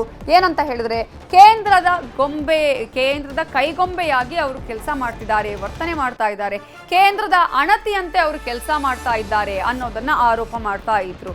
ಸೊ ರಾಜ್ಯಪಾಲರು ಈ ಎಲ್ಲ ಕೇಸ್ಗಳಿದ್ರು, 12ರಿಂದ 20 ಕೇಸ್ಗಳು ರಾಜ್ಯಪಾಲರ ಮುಂದೆ ಪ್ರಾಸಿಕ್ಯೂಷನ್ಗೆ ಅನುಮತಿಗಾಗಿ ಕಾಯ್ತಾ ಇದ್ರು. ಯಾಕೆ ಕೊಡ್ಲಿಲ್ಲ? ಬಿಜೆಪಿ ಅವರದೇ ಪ್ರಕರಣಗಳೇ ಇದೆಯಲ್ಲ ಅವರ ಮುಂದೆ ಪ್ರಾಸಿಕ್ಯೂಷನ್ಗೆ, ಅದನ್ನ ಯಾಕೆ ಕೊಟ್ಟಿಲ್ಲ ಅನ್ನುವಂತಹ ಪ್ರಶ್ನೆಯನ್ನ ಕೂಡ ಅಭಿಷೇಕ್ ಮನು ಸಿಂಘ್ವಿ ಅವರು ಮಾಡ್ತಾ ಇದ್ದಾರೆ. ಜೊತೆಗೆ 17A ಅಡಿಯಲ್ಲಿ ಈಗ ಪ್ರಾಸಿಕ್ಯೂಷನ್ಗೆ ಅನುಮತಿಯನ್ನ ಕೊಟ್ಟಿರೋದು. 17A ಅಡಿಯಲ್ಲಿ ಪ್ರಾಸಿಕ್ಯೂಷನ್ಗೆ ಅನುಮತಿಯನ್ನ ಕೊಟ್ಟಿದ್ದಾರೆ ಅಂತ ಹೇಳುವಂತಹ ಸಂದರ್ಭದಲ್ಲಿ ಆಗ್ಲೇ ನ್ಯಾಯಾಧೀಶರು ಹೇಳ್ತಾ ಇದ್ರು ಅವರು ಅನುಮತಿ ಕೊಟ್ಟಿರೋದು ಸರಿಯಾಗಿದೆ. 17A ಅಡಿಯಲ್ಲಿ ಅವರು ಅಲ್ಲಿ ಅನುಮತಿ ಕೊಟ್ಟಿದ್ದಾರಷ್ಟೇ, ಆರ್ಡರ್ ಮಾಡಿಲ್ಲ, ಆದೇಶ ಮಾಡಿಲ್ಲ ಅನ್ನೋದನ್ನು ಕೂಡ ಮೆನ್ಷನ್ ಮಾಡಿದ್ದಾರೆ ಅಲ್ಲಿ ನ್ಯಾಯಾಧೀಶರು. ಇನ್ನು 420 ವಿಚಾರ ಕೂಡ ಬರುತ್ತೆ. ಭ್ರಷ್ಟಾಚಾರ ತಡೆ ಕಾಯ್ದೆ ನಿಯಂತ್ರಣದ ಅಡಿಯಲ್ಲೂ ಕೂಡ ಈಗಾಗಲೇ ಯಾವ ರೀತಿಯಾಗಿ ಸೆಕ್ಷನ್ಗಳನ್ನು ಅಳವಡಿಸಲಾಗಿದೆ ಅನ್ನೋದನ್ನು ಕೂಡ ಮೆನ್ಷನ್ ಮಾಡ್ತಾನೆ, ಏನೇನು ಆಗಿದೆ ಅನ್ನೋದನ್ನು ಕೂಡ ಹೇಳ್ತಾ ಇದ್ದಾರೆ. ಇನ್ನು ಸೆಕ್ಷನ್ 17A ಅಡಿ ಪೊಲೀಸ್ ಅಧಿಕಾರಿ ಪ್ರಾಸಿಕ್ಯೂಷನ್ಗೆ ಅನುಮತಿ ಕೇಳಿಲ್ಲ. ಕರ್ತವ್ಯದ ಭಾಗವಾಗಿ ಸಿಎಂ ಮೂಡಾ ನಿವೇಶನದ ತೀರ್ಮಾನ ಕೈಗೊಂಡಿಲ್ಲ. ವಿವೇಚನೆ ಬಳಸದೆ ರಾಜ್ಯಪಾಲರು ತೀರ್ಮಾನ ಕೈಗೊಂಡಿದ್ದಾರೆ ಅನ್ನೋದನ್ನ ಸಿಂಘ್ವಿ ಅವರು ಹೇಳ್ತಿದ್ದಾರೆ. ಸಚಿವ ಸಂಪುಟದ ಸಲಹೆಯನ್ನಾಗಲಿ ನನ್ನ ಪ್ರತಿಕ್ರಿಯೆಯನ್ನಾಗಲಿ ಯಾವುದನ್ನು ರಾಜ್ಯಪಾಲರು ಪರಿಗಣಿಸಿಲ್ಲ. ಸಚಿವ ಸಂಪುಟದಲ್ಲಿ ಈ ಒಂದು ನೋಟಿಸ್ ಬಂದ ಮೇಲೆ ಸಚಿವ ಸಂಪುಟದಲ್ಲಿ ಒಂದು ಮೀಟಿಂಗ್ ಆಗುತ್ತೆ. ಅದೀಗ 2ನೇ ಮೀಟಿಂಗ್, ಮೊನ್ನೆ ಆಗಿರುವಂಥದ್ದು 2ನೇ ಮೀಟಿಂಗಲ್ಲೂ ಕೂಡ ರಾಜ್ಯಪಾಲರು ಪ್ರಾಸಿಕ್ಯೂಷನ್ಗೆ ಅನುಮತಿ ಕೊಟ್ಟಿದ್ದನ್ನು ವಿರೋಧ ಮಾಡಲಾಗಿದೆ. ಕಾನೂನು ಹೋರಾಟದ ನಿರ್ಧಾರವನ್ನು ಕೂಡ ಅಲ್ಲಿ ತೆಗೆದುಕೊಳ್ಳಲಾಗಿತ್ತು. ಈ ಹಿಂದೆ ಕೂಡ ಸಚಿವ ಸಂಪುಟ ಸಭೆಯಲ್ಲಿ ರಾಜ್ಯಪಾಲರು ಏನು ನೋಟಿಸನ್ನು ಕೊಟ್ಟಿದ್ರು ಅದಕ್ಕೆ ವಿರೋಧವನ್ನು ವ್ಯಕ್ತಪಡಿಸಿ ಅದನ್ನು ವಾಪಸ್ ತೆಗೆದುಕೊಳ್ಳಬೇಕು ಅನ್ನೋದನ್ನು ಕೂಡ ಹೇಳಲಾಗಿತ್ತು. ಆದರೆ ಅದ್ಯಾವುದು ಕೂಡ ಆಗಲಿಲ್ಲ. ಅಲ್ಲಿ ಸಚಿವ ಸಂಪುಟದ ಸಲಹೆಯನ್ನಾಗಲಿ ಪ್ರತಿಕ್ರಿಯೆಯನ್ನಾಗಲಿ ಯಾವುದನ್ನು ಕೂಡ ರಾಜ್ಯಪಾಲರು ಪರಿಗಣಿಸಿಲ್ಲ. ಅವರು ನೀಡಿರುವ ಒಂದೇ ಕಾರಣ ನಾನು ಸಚಿವ ಸಂಪುಟದ ಸಲಹೆಗೆ ಬದ್ಧನಾಗಬೇಕಾಗಿಲ್ಲ ಅನ್ನೋದಾಗಿದೆ ಅನ್ನೋದನ್ನ ಈಗ ರಾಜ್ಯಪಾಲರು ಏನು ಹೇಳಿದ್ದಾರೆ ಅಥವಾ ಏನು ಮಾಡಿದ್ದಾರೆ ಅದಕ್ಕೆ ಸಂಬಂಧಪಟ್ಟ ಹಾಗೆ ಮಾತನಾಡಿದ್ದಾರೆ. ಅವರು ಈಗ ಸಲಹೆಗಳನ್ನು ತೆಗೆದುಕೊಳ್ಬೇಕಾಗುತ್ತೆ. ಒಂದು ಸಚಿವ ಸಂಪುಟದ ನಿರ್ಧಾರ, ಅದು 136 ಶಾಸಕರ ನಿರ್ಧಾರ ಅಲ್ಲಿ ಆಗಿರುತ್ತೆ. ಸೊ ಎಲ್ಲರೂ ಕೂಡ ಚುನಾಯಿತ ಪ್ರತಿನಿಧಿಗಳೇ ಆಗಿರುವಂತಹ ಸಂದರ್ಭದಲ್ಲಿ ಈ ಒಂದು ಸಲಹೆಯನ್ನ ತೆಗೆದುಕೊಳ್ಬೇಕಾಗಿತ್ತು. ಅವರು ನೀಡಿರುವಂತಹ ಒಂದು ಕಾರಣ ಏನಂದ್ರೆ ರಾಜ್ಯಪಾಲರು ನಾನು ಸಚಿವ ಸಂಪುಟದ ಸಲಹೆಗೆ ಬದ್ಧನಾಗಬೇಕಾಗುವ ಅವಶ್ಯಕತೆ ಇಲ್ಲ, ನನಗೇನು ಅವರು ಸಚಿವ ಸಂಪುಟ ಏನು ನಿರ್ಧಾರ ತೆಗೆದುಕೊಂಡಿದ್ದಾರೆ ನಾನು ಅದಕ್ಕೆ ಬದ್ಧನಾಗಬೇಕು ಅನ್ನುವಂತಹ ಯಾವುದೇ ಮಿತಿ ನನಗೆ ಇಲ್ಲ, ನಾನು ಬದ್ಧನಾಗಬೇಕಾಗಿರುವ ಅವಶ್ಯಕತೆಯೂ ಇಲ್ಲ ಅನ್ನೋದಾಗಿದೆ ಅನ್ನೋದನ್ನ ಈಗಾಗಲೇ ಸಿಂಘ್ವಿ ಅವರು ಹೇಳ್ತಾ ಇದ್ದಾರೆ. ಸಚಿವ ಸಂಪುಟದಲ್ಲಿ ದೊಡ್ಡ ತೀರ್ಮಾನವನ್ನು ಕೈಗೊಂಡಿರೋದು ಅದು ರಾಜ್ಯಪಾಲರ ನಿರ್ಧಾರವನ್ನು ಖಂಡನೆ ಮಾಡೋದು, ವಿರೋಧವನ್ನು ವ್ಯಕ್ತಪಡಿಸೋದು ಅದಕ್ಕೆ. ಆದರೆ ಇಲ್ಲಿ ವಿರೋಧ ವ್ಯಕ್ತಪಡಿಸಿದ ಬಳಿಕವೂ ಅವರಿಗೆ ಅವೆಲ್ಲದರ ಉತ್ತರವನ್ನು ನೀಡಲಾಗಿದೆ. ಸಚಿವ ಸಂಪುಟ ತೆಗೆದುಕೊಂಡ ನಿರ್ಧಾರದ ಬಗ್ಗೆ ಕೂಡ ರಾಜ್ಯಪಾಲರಿಗೆ ಹೇಳುವಂತಹ ಪ್ರಯತ್ನ ಆಗಿದೆ. 70 ಪುಟಗಳ ಉತ್ತರವನ್ನು ನೀಡಲಾಗಿದೆ. ಅಷ್ಟೆಲ್ಲ ಆಗಿದ್ರೂ ಕೂಡ ರಾಜ್ಯಪಾಲರು ಪ್ರಾಸಿಕ್ಯೂಷನ್ಗೆ ಅನುಮತಿಯನ್ನ ಕೊಟ್ಟಿದ್ದಾರೆ. ಇಲ್ಲಿ ರಾಜ್ಯಪಾಲರು ವಿವೇಚನೆಯನ್ನ ಬಳಸದೆ ತಮ್ಮ ತೀರ್ಮಾನವನ್ನ ತೆಗೆದುಕೊಂಡಿದ್ದಾರೆ. ತಮ್ಮ ವಿವೇಚನೆಯನ್ನ ಬಳಸಬೇಕಾಗಿತ್ತು ಅಲ್ಲಿ ಅನ್ನೋದನ್ನ ಕೂಡ ಹೇಳುವಂತಹ ಪ್ರಯತ್ನವನ್ನ ಮಾಡಿದ್ದಾರೆ. ಅಷ್ಟು ಮಾತ್ರ ಅಲ್ಲ, ಗವರ್ನರ್ ಅವರು ಸಚಿವ ಸಂಪುಟದ ಸಲಹೆಯನ್ನ ಪರಿಗಣಿಸಿಲ್ಲ, ಯಾವುದನ್ನು ಕೂಡ ಪರಿಗಣನೆಗೆ ತೆಗೆದುಕೊಂಡೇ ಇಲ್ಲ. ಇಲ್ಲಿ ರಾಜ್ಯಪಾಲರು ಕ್ಯಾಬಿನೆಟ್ ನಿರ್ಧಾರಕ್ಕೆ ಗವರ್ನರ್ ಬದ್ಧರಾಗಿಲ್ಲ, ಅದೇ ಬದ್ಧರಾಗಬೇಕಾಗಿಲ್ಲ ಅಂತ ಅವ್ರು ಹೇಳ್ತಾ ಇದ್ದಾರೆ. ರಾಜ್ಯಪಾಲರು ನನಗೆ ಸಚಿವ ಸಂಪುಟ ಸಭೆಯಲ್ಲಿ ಏನು ತೀರ್ಮಾನ ತೆಗೆದುಕೊಳ್ತೀರಿ ಅನ್ನೋದು ನಾನು ಅದಕ್ಕೆ ಬದ್ಧನಾಗಬೇಕಾಗಿಲ್ಲ ಅಂತ ಹೇಳ್ತಿದ್ದಾರೆ ರಾಜ್ಯಪಾಲರು. ಅನ್ನೋದನ್ನ ಹೇಳ್ತಿದ್ದಾರೆ. ಇದು ತುಂಬಾ ವಿಸ್ತಾರವಾದ ವಿಚಾರ ಅನ್ನೋದನ್ನ ಕೂಡ ಈಗಾಗಲೇ ಅಭಿಷೇಕ್ ಮನು ಸಿಂಘ್ವಿ ಅವರು ಹೇಳ್ತಾ ಇರುವಂತದ್ದು. ನ್ಯಾಯಾಧೀಶರ ಮುಂದೆ ವಾದವನ್ನ ಮಂಡನೆ ಮಾಡ್ತಾ ಇದ್ದಾರೆ, ಪ್ರತಿಯೊಂದು ಅಂಶಗಳನ್ನು ಉಲ್ಲೇಖ ಮಾಡ್ತಾ ಇದ್ದಾರೆ. ರಾಜ್ಯಪಾಲರು ಯಾವಾಗ ಈ ಒಂದು ಅಂಶವನ್ನು ತೆಗೆದುಕೊಂಡ್ರು, ಮೂಡ ಹಗರಣದ ವಿಚಾರ ಯಾವಾಗ ಬಂತು, ಅವತ್ತಿನಿಂದ ಇಲ್ಲಿವರೆಗೂ ಅವರು ನಡೆದುಕೊಂಡು ಬಂದಂತಹ ಹಾದಿಯನ್ನ ಹೇಳ್ತಿದ್ದಾರೆ, ಅವರು ತೆಗೆದುಕೊಂಡ ನಿರ್ಧಾರದ ಬಗ್ಗೆ ಹೇಳ್ತಾರೆ, ಅದರಲ್ಲಿ ಅವರ ವರ್ತನೆಯನ್ನ ಹೇಳ್ತಾ ಇದ್ದಾರೆ, ಅವರು ತರಾತುರಿಯಲ್ಲಿ ಕ್ರಮವನ್ನು ಕೈಗೊಂಡಿರೋದರ ವಿಚಾರವನ್ನ ಈಗಾಗಲೇ ನ್ಯಾಯಾಧೀಶರ ಮುಂದೆ ಹೇಳ್ತಾರೆ. ಅಷ್ಟು ಮಾತ್ರ ಅಲ್ಲ, ಈ ಒಂದು ವಿಚಾರದಲ್ಲಿ ಏನಾಗಿತ್ತು, ಈ ಹಿಂದೆ ಪ್ರಾಸಿಕ್ಯೂಷನ್ ವಿಚಾರದಲ್ಲಿ ಅನೇಕರ ಹೆಸರುಗಳು ಕೂಡ ಬಂದಿತ್ತು, ಕೇಸ್ಗಳಿದೆ, 12 ಕೇಸ್ಗಳಿದೆ ಅವರ ಮುಂದೆ, ಯಾಕೆ ಯಾವುದನ್ನು ಕೂಡ ಪ್ರಾಸಿಕ್ಯೂಷನ್ಗೆ ಕೊಟ್ಟಿಲ್ಲ ಅನ್ನೋದನ್ನು ಕೂಡ ಈಗಾಗಲೇ ಪ್ರಶ್ನೆ ಮಾಡ್ತಾ ಇದ್ದಾರೆ ಅಭಿಷೇಕ್ ಮನು ಸಿಂಘ್ವಿ ಅವರು. ಕ್ಯಾಬಿನೆಟ್ ನಿರ್ಧಾರಕ್ಕೆ ಗವರ್ನರ್ ಬದ್ಧ ಆಗ್ಬೇಕಾಗಿಲ್ಲ ಅಂತ ಹೇಳ್ತಾನೆ, ಅವರು ಬದ್ಧರಾಗಿಲ್ಲ ಅನ್ನೋದನ್ನ ಕೂಡ ನಾವಿಲ್ಲಿ ಗಮನಿಸಬೇಕಾಗುತ್ತೆ. ಇನ್ನು 17A ಅಡಿ ಪೊಲೀಸ್ ಅಧಿಕಾರಿ ಪ್ರಾಸಿಕ್ಯೂಷನ್ಗೆ ಅನುಮತಿ ಕೇಳಲಿಲ್ಲ. ಇಲ್ಲಿ ಕರ್ತವ್ಯದ ಭಾಗವಾಗಿ ಸಿಎಂ ಮೂಡ ನಿವೇಶನದ ತೀರ್ಮಾನವನ್ನ ಕೈಗೊಂಡಿಲ್ಲ, ವಿವೇಚನೆಯನ್ನ ಬಳಸದೆ ರಾಜ್ಯಪಾಲರು ತೀರ್ಮಾನವನ್ನ ಕೈಗೊಂಡಿದ್ದಾರೆ ಅಂತ ಹೇಳಿ ಅಭಿಷೇಕ್ ಮನು ಸಿಂಘ್ವಿ ಅವರು ಈಗ ನ್ಯಾಯಾಧೀಶರ ಮುಂದೆ ಹೇಳುವ ಪ್ರಯತ್ನವನ್ನ ಮಾಡ್ತಾ ಇದ್ದಾರೆ. ಸಿಂಘ್ವಿ ಅನೇಕ ವಿಚಾರಗಳನ್ನ ಇಲ್ಲಿ ಮೆನ್ಷನ್ ಮಾಡ್ತಾ ಇರೋದನ್ನ ನಾವು ಗಮನಿಸ್ತಾ ಇದ್ದೀವಿ. ಪ್ರತಿವಾದಿಗಳ ವಿಚಾರವನ್ನು ಕೂಡ ಹೇಳ್ತಾರೆ. ಒಂದು ದೊಡ್ಡ ಇಶ್ಯೂ ಇದು, ತುಂಬಾ ವಿಸ್ತಾರವಾದಂತಹ ವಿಚಾರ ಇದು ಅನ್ನೋದನ್ನ ಹೇಳ್ತಾನೆ. ಪ್ರತಿವಾದಿಗಳು ಬೇಕಿದ್ರೆ ಅವರ ಪ್ರತಿಕ್ರಿಯೆ ಸಲ್ಲಿಕೆ ಮಾಡಲಿ ಅಂತ ಹೇಳಿ ನ್ಯಾಯಾಧೀಶರು ಆಗ ಅಲ್ಲಿ ಹೇಳ್ತಾ ಇದ್ದಾರೆ. ಇನ್ನು ಸಿಂಘ್ವಿ ಅವರು ಹೇಳ್ತಾನೆ, ಕ್ಯಾಬಿನೆಟ್ ಸಭೆಯಲ್ಲಿ ಸಿಎಂ ಭಾಗಿಯಾಗಿರಲಿಲ್ಲ. ಯಾಕಂದ್ರೆ ಇಂತಹ ಒಂದು ಆರೋಪ ಬಂದಂತಹ ಸಂದರ್ಭದಲ್ಲಿ ಯಾರು ಕೂಡ ಅಲ್ಲಿ ಮುಖ್ಯಮಂತ್ರಿಗಳು ಇದ್ರೆ ಮುಖ್ಯಮಂತ್ರಿಗಳು ಆ ಒಂದು ಸಚಿವ ಸಂಪುಟ ಸಭೆಯಲ್ಲಿ ಪಾಲ್ಗೊಳ್ಳುವ ಹಾಗಿಲ್ಲ. ಯಾಕಂದ್ರೆ ಅವರ ವಿರುದ್ಧವೇ ಆರೋಪ ಬಂದರೆ ಅವರು ಅಲ್ಲೇ ಅವರಿಗೆ ಇನ್ಫ್ಲುಯೆನ್ಸ್ ಮಾಡುವಂತಹ ಸಾಧ್ಯತೆಗಳು ಇರುತ್ತೆ ಅನ್ನೋ ಕಾರಣಕ್ಕಾಗಿ ಅವರ ಪರವಾಗಿ ನಿರ್ಧಾರ ತೆಗೆದುಕೊಳ್ಳುವಂತಹ ಸಾಧ್ಯತೆಗಳಿರುತ್ತೆ. ಯಾರು ಕೂಡ ತಮ್ಮ ಸ್ವಂತ ಅಭಿಪ್ರಾಯವನ್ನ ಹೇಳೋದಿಲ್ಲ ಅನ್ನುವಂತಹ ಹಿನ್ನೆಲೆಯಲ್ಲಿ ಸಚಿವ ಸಂಪುಟ ಸಭೆಯಲ್ಲಿ ಅಲ್ಲಿ ಯಾರು ಆರೋಪ ಬಂದಿರುತ್ತೆ ಅವರು ಇರುವಂತಹ ಸಾಧ್ಯತೆಗಳು ಇರೋದಿಲ್ಲ ಅಲ್ಲಿ ಅನ್ನೋದನ್ನ ಕೂಡ ಹೇಳ್ತಿದ್ದಾರೆ. ಸಿಎಂ ಕ್ಯಾಬಿನೆಟ್ ಸಭೆಯಲ್ಲಿ ಭಾಗಿಯಾಗಿರಲಿಲ್ಲ. ಸಿಎಂ ವಿರುದ್ಧ ಆರೋಪ ಬಂದರೆ ಇಡೀ ಕ್ಯಾಬಿನೆಟ್ ಇಲ್ಲಿ ಅನರ್ಹಗೊಳ್ಳೋದಿಲ್ಲ. ಹೀಗಾಗಿ ಸಿಎಂ ಹೊರತಾದ ಕ್ಯಾಬಿನೆಟ್ ಸಭೆಯ ತೀರ್ಮಾನವನ್ನ ಒಪ್ಪಬೇಕಾಗಿತ್ತು ರಾಜ್ಯಪಾಲರು. ಅವರು ಸಚಿವ ಸಂಪುಟ ಸಭೆ ಮಾಡಿದ್ರಲ್ಲ, ಡಿಸಿಎಂ DK ಶಿವಕುಮಾರ್ ಅವರ ನೇತೃತ್ವದಲ್ಲಿ ಸಚಿವ ಸಂಪುಟ ಸಭೆ ಮಾಡಿರೋದು. ಸಿಎಂ ಸಿದ್ದರಾಮಯ್ಯ ಆ ಸಭೆಯಲ್ಲಿ ಪಾಲ್ಗೊಂಡಿರಲಿಲ್ಲ, ಅವರು ಸಭೆಗೂ ಬಂದೂ ಇರಲಿಲ್ಲ. ಹಾಗಾಗಿ ಸಿಎಂ ವಿರುದ್ಧ ಆರೋಪ ಬಂದರೆ ಇಡೀ ಕ್ಯಾಬಿನೆಟ್ಟೇ ಅನರ್ಹಗೊಳ್ಳೋದಿಲ್ಲ. ಹೀಗಾಗಿ ಸಿಎಂ ಹೊರತಾದ ಕ್ಯಾಬಿನೆಟ್ ಇತ್ತಲ್ಲ, ಆ ಕ್ಯಾಬಿನೆಟ್ ತೆಗೆದುಕೊಂಡಂತಹ ಸಭೆಯಲ್ಲಿ ತೆಗೆದುಕೊಂಡ ನಿರ್ಧಾರ ಇತ್ತಲ್ಲ, ಆ ತೀರ್ಮಾನವನ್ನ ಒಪ್ಪಬೇಕಾಗಿತ್ತು ರಾಜ್ಯಪಾಲರು. ರಾಜ್ಯಪಾಲರ ತೀರ್ಮಾನ ನ್ಯಾಯಾಂಗದ ಪರಾಮರ್ಶೆ ವ್ಯಾಪ್ತಿಯಲ್ಲಿದೆ. ಒಮ್ಮೆ ಚೆಕ್ ಮಾಡಬೇಕಾಗುತ್ತೆ, ವಿಮರ್ಶೆ ಮಾಡಬೇಕಾಗುತ್ತೆ. ರಾಜ್ಯಪಾಲರು ಏನು ಕೈಗೊಂಡಿದ್ದಾರೆ ತೀರ್ಮಾನ, ಏನು ಅವರು ಒಂದು ಡಿಸಿಷನ್ ತಗೊಂಡಿದ್ದಾರಲ್ಲ, ಅವರ ನಿರ್ಧಾರ ಇದೆಯಲ್ಲ, ಅದರ ಬಗ್ಗೆ ನ್ಯಾಯಾಂಗದ ಪರಾಮರ್ಶೆ ವ್ಯಾಪ್ತಿಯಲ್ಲಿದೆ ಅದು ಅನ್ನೋದನ್ನು ಕೂಡ ಅಭಿಷೇಕ್ ಮನು ಸಿಂಘ್ವಿ ಅವರು ಹೇಳ್ತಾ ಇದ್ದಾರೆ. ರಾಜ್ಯಪಾಲರು ಇತರೆ ಇದನ್ನೇ ಆಯ್ಕೆ ಮಾಡಿದ್ದಾರೆ. ಈಗ 12 ಕೇಸ್ಗಳನ್ನ ಹೇಳಿದ್ರಲ್ಲ, ಜೊತೆಗೆ ಬಿಜೆಪಿಯವರ ಹೆಸರುಗಳನ್ನ ಪ್ರಸ್ತಾಪ ಮಾಡಿದ್ರಲ್ಲ, ಜೊಲ್ಲೆ ಆಗಿರಬಹುದು, ಅದ್ರ ಜೊತೆಗೆ ಮುರುಗೇಶ್ ನಿರಾಣಿ ಆಗಿರ್ಬೋದು, ರೆಡ್ಡಿ ಆಗಿರ್ಬೋದು, ಹಿಂದೆ ಪ್ರತಿದಿನ ಕೂಡ ಕುಮಾರಸ್ವಾಮಿ ಅವರ ಹೆಸರನ್ನ ಹೇಳ್ತಾ ಇದ್ರು ಕಾಂಗ್ರೆಸ್ನವರು. ಸೊ ಆ ರೀತಿಯಾಗಿ ಅವರ ಎಲ್ಲರ ವಿರುದ್ಧ ಕೂಡ ಪ್ರಾಸಿಕ್ಯೂಷನ್ಗೆ ಪರ್ಮಿಷನ್ ಕೇಳುವಂತಹ ಒಂದು ಸಲಹೆನ ಅಲ್ಲಿ ಇದೆ. ಅವ್ರು ಯಾಕೆ ಅದಕ್ಕೆಲ್ಲ ಪರ್ಮಿಷನ್ ಕೊಡಲಿಲ್ಲ? ರಾಜ್ಯಪಾಲರು ಇತರೆ ದೂರುಗಳನ್ನು ಬಿಟ್ಟು ಇದನ್ನೇ ಯಾಕೆ ಆಯ್ಕೆ ಮಾಡಿದ್ದಾರೆ? ಸೆಲೆಕ್ಟಿವ್ ಆಗಿ ಯಾಕೆ ಸಿಎಂ ಸಿದ್ದರಾಮಯ್ಯ ವಿರುದ್ಧ ಪ್ರಾಸಿಕ್ಯೂಷನ್ಗೆ ಅನುಮತಿ ಕೊಟ್ಟಿದ್ದಾರೆ? ಇಷ್ಟೆಲ್ಲ ಪ್ರಕರಣಗಳಿದ್ರೂ ಕೂಡ ಇದೊಂದೇ ಪ್ರಕರಣವನ್ನ ಸೆಲೆಕ್ಟಿವ್ ಆಗಿ ಸಿದ್ದರಾಮಯ್ಯ ವಿರುದ್ಧ ಪ್ರಾಸಿಕ್ಯೂಷನ್ಗೆ ಅನುಮತಿಯನ್ನ ಅವರು ನೀಡಿದ್ದಾರೆ. ರಾಜ್ಯಪಾಲರ ನಡೆಯ ಬಗ್ಗೆ ಇಲ್ಲಿ ಮಾತುಕತೆಗಳು ಆಗ್ತಾ ಇರುವಂಥದ್ದು, ವಾದ ಆಗ್ತಾ ಇರುವಂಥದ್ದು, ಅವರ ಈ ಒಂದು ನಡೆಯ ಬಗ್ಗೆನೇ ತೀವ್ರ ಆಕ್ರೋಶವನ್ನ ವ್ಯಕ್ತಪಡಿಸ್ತಾ ಇರುವಂಥದ್ದು. ಸೊ ಮಧ್ಯಪ್ರದೇಶದ ಪ್ರಕರಣವೊಂದನ್ನು ಕೂಡ ಉಲ್ಲೇಖ ಮಾಡಿದ್ದಾರೆ ಅಭಿಷೇಕ್ ಮನು ಸಿಂಘ್ವಿ ಅವರು. ಅಂದರೆ ಏನಾಗಿದೆ ಈ ಹಿಂದಿನ ಕೇಸ್ಗಳಲ್ಲಿ, ಬಂದಂತಹ ಆದೇಶ ಏನು ಅಥವಾ ಬಂದಂತಹ ತೀರ್ಪುಗಳು ಏನು ಅನ್ನೋದನ್ನು ಕೂಡ ಉಲ್ಲೇಖ ಮಾಡ್ತಾ ಇದ್ದಾರೆ. ಆ ಸಂದರ್ಭದಲ್ಲಿ ಒಂದಷ್ಟು ವಾದಗಳನ್ನು ಮಂಡನೆ ಮಾಡುವಾಗ ಆಗ ನ್ಯಾಯಾಧೀಶರು ಹೇಳ್ತಾರೆ, ಪ್ರತಿವಾದಿಗಳು ಇಲ್ಲಿ ಇದಾರಲ್ಲ, ಪ್ರತಿವಾದಿಗಳು ಬೇಕಿದ್ರೆ ಅವರ ಪ್ರತಿಕ್ರಿಯೆಯನ್ನು ಸಲ್ಲಿಕೆ ಮಾಡಬಹುದು ಅನ್ನೋದನ್ನು ಕೂಡ ನ್ಯಾಯಾಧೀಶರು ಇಲ್ಲಿ ಹೇಳ್ತಾ ಇದ್ದಾರೆ. ಬಟ್ ಇಲ್ಲಿ ಮುಖ್ಯವಾಗಿ ಗಮನಿಸಬೇಕಾಗಿರುವಂಥದ್ದು ರಾಜ್ಯಪಾಲರ ನಡೆಯ ಬಗ್ಗೆನೇ ಇಲ್ಲಿ ಬಹಳ ಪ್ರಾಮುಖ್ಯತೆ ಕೊಟ್ಟು ಅಲ್ಲಿ ವಾದವನ್ನು ಮಂಡನೆ ಮಾಡಲಾಗ್ತಾ ಇದೆ. ರಾಜ್ಯಪಾಲರು ತೆಗೆದುಕೊಂಡ ನಿರ್ಧಾರದ ಬಗ್ಗೆ ಅಲ್ಲಿ ಮಂಡನೆ ಮಾಡಲಾಗ್ತಾ ಇದೆ. ರಾಜ್ಯಪಾಲರು ಯಾಕೆ ಅಷ್ಟು ತರಾತುರಿಯಲ್ಲಿ ಪ್ರಾಸಿಕ್ಯೂಷನ್ಗೆ ಅನುಮತಿ ಕೊಟ್ಟರು ಅನ್ನೋದ್ರ ಬಗ್ಗೆ ಅಲ್ಲಿ ನ್ಯಾಯಾಧೀಶರನ್ನ ಗಮನ ಸೆಳೆಯುವಂತಹ ಅಲ್ಲಿ ಪ್ರಯತ್ನಗಳು ಆಗ್ತಾ ಇದೆ. ಅಷ್ಟು ಮಾತ್ರ ಅಲ್ಲ, ಈ ಹಿಂದಿನ ಕೇಸ್ಗಳನ್ನು ಕೂಡ ಉಲ್ಲೇಖ ಮಾಡ್ತಾನೆ ಅಲ್ಲಿ ನ್ಯಾಯಾಧೀಶರಿಗೆ ಬೇರೆ ಬೇರೆ ಕೇಸ್ಗಳಲ್ಲಿ ಮಧ್ಯಪ್ರದೇಶದ ಆಗಿರ್ಬೋದು ಅಥವಾ ಇತರೆ ರಾಜ್ಯಗಳಲ್ಲಿ ಬಂದಂತಹ ಇಂತಹ ಕೇಸ್ಗಳ ವಿಚಾರವನ್ನು ಕೂಡ ಆ ತೀರ್ಪನ್ನು ಆ ಆದೇಶವನ್ನು ಹೇಳುವಂತಹ ಪ್ರಯತ್ನವನ್ನು ಕೂಡ ಅಭಿಷೇಕ್ ಮನು ಸಿಂಘ್ವಿ ಅವರು ಮಾಡ್ತಾ ಇದ್ದಾರೆ.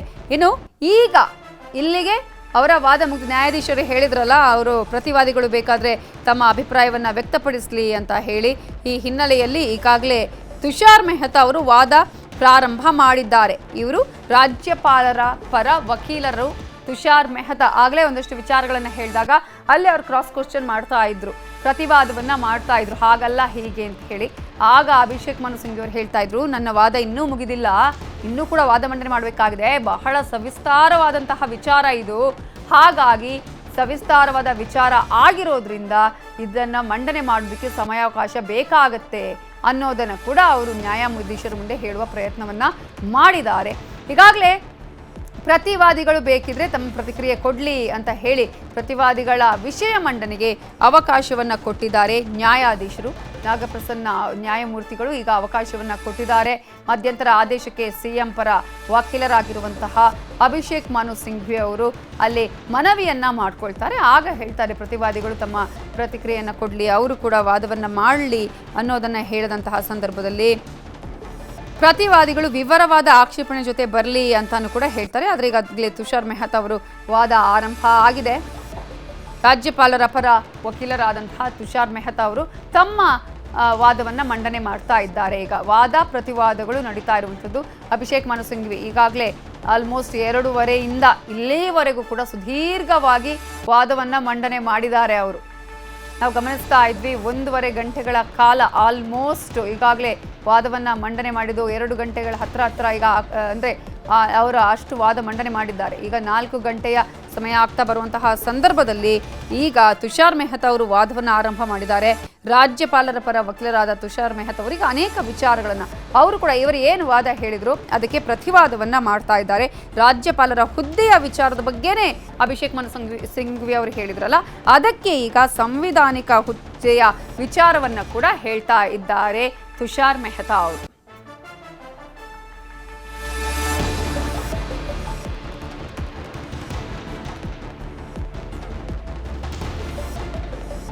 ಬುಡಾ ಹಗರಣ ಸಿಎಂ ಸಿದ್ದರಾಮಯ್ಯ ಕುರ್ಚಿಗೆ ಕುತ್ತನ್ನ ತರುತ್ತಾ? ಇಂಥದ್ದೊಂದು ಕುತೂಹಲ, ಆತಂಕ ಇವತ್ತು ಇಡೀ ರಾಜ್ಯದಲ್ಲಿ ಮನೆ ಮಾಡಿರುವಂಥ ಸಂದರ್ಭ ಇದು. ಇದಕ್ಕೆ ಸಂಬಂಧಪಟ್ಟ ಹಾಗೆ ಪ್ರಾಸಿಕ್ಯೂಷನ್ಗೆ ಅನುಮತಿಯನ್ನ ಕೊಟ್ಟಂತ ವಿಚಾರಕ್ಕೆ ಸಂಬಂಧಪಟ್ಟ ಹಾಗೆ ಕರ್ನಾಟಕ ಹೈಕೋರ್ಟ್ನಲ್ಲಿ ವಾದ ಪ್ರತಿವಾದ ನಡೀತಾ ಇದೆ. ಸುಮಾರು 1 ಗಂಟೆಗಳ ಕಾಲ ಅಭಿಷೇಕ್ ಮನು ಸಿಂಘ್ವಿ ಸಿಎಂ ಪರ ವಾದವನ್ನ ಮಂಡಿಸಿದ್ರು. ಈಗ ಪ್ರತಿವಾದಿ ಆಗಿರ್ತಕ್ಕಂಥ ತುಷಾರ್ ಮೆಹ್ತಾ ಅವರು ತಮ್ಮ ವಾದವನ್ನ ಮಂಡಿಸ್ತಾ ಇದ್ದಾರೆ, ಪ್ರತಿವಾದವನ್ನ ಮಂಡಿಸ್ತಾ ಇದ್ದಾರೆ. ರಾಜ್ಯಪಾಲರ ಪರ ವಕೀಲ ತುಷಾರ್ ಮೆಹ್ತಾ ಅವರು ವಾದವನ್ನ ಮಂಡಿಸ್ತಾ ಇರುವಂಥದ್ದು. ಅಭಿಷೇಕ್ ಮನು ಸಿಂಘ್ವಿ ಸಿಎಂ ಪರ ವಾದವನ್ನ ಮಂಡಿಸಿದ್ರು. ಈಗ ಪ್ರತಿವಾದ ಶುರುವಾಗಿದೆ. ರಾಜ್ಯಪಾಲರ ಹುದ್ದೆ ಸಾಂವಿಧಾನಿಕ ಹುದ್ದೆ ಆಗಿರುವಂಥದ್ದು. ಈ ವಿಚಾರಕ್ಕೆ ಸಂಬಂಧಪಟ್ಟ ಹಾಗೆ ಈಗ ಪ್ರತಿವಾದವನ್ನ ಮಂಡಿಸ್ತಾ ಇದ್ದಾರೆ ತುಷಾರ್ ಮೆಹ್ತಾ ಅವರು. ರಾಜ್ಯಪಾಲರೇ ಸ್ವತಃ ತೀರ್ಮಾನವನ್ನ ಕೈಗೊಳ್ಳಬೇಕಿತ್ತಲ್ಲವೇ, ಈ ಪ್ರಶ್ನೆಯನ್ನ ಜಡ್ಜ್ ಮಾಡ್ತಾರೆ. ಹೀಗಾಗಿ ಸಾಕಷ್ಟು ಪ್ರಶ್ನೆಗಳು ನಡೀತಾ ಇದ್ದಾವೆ.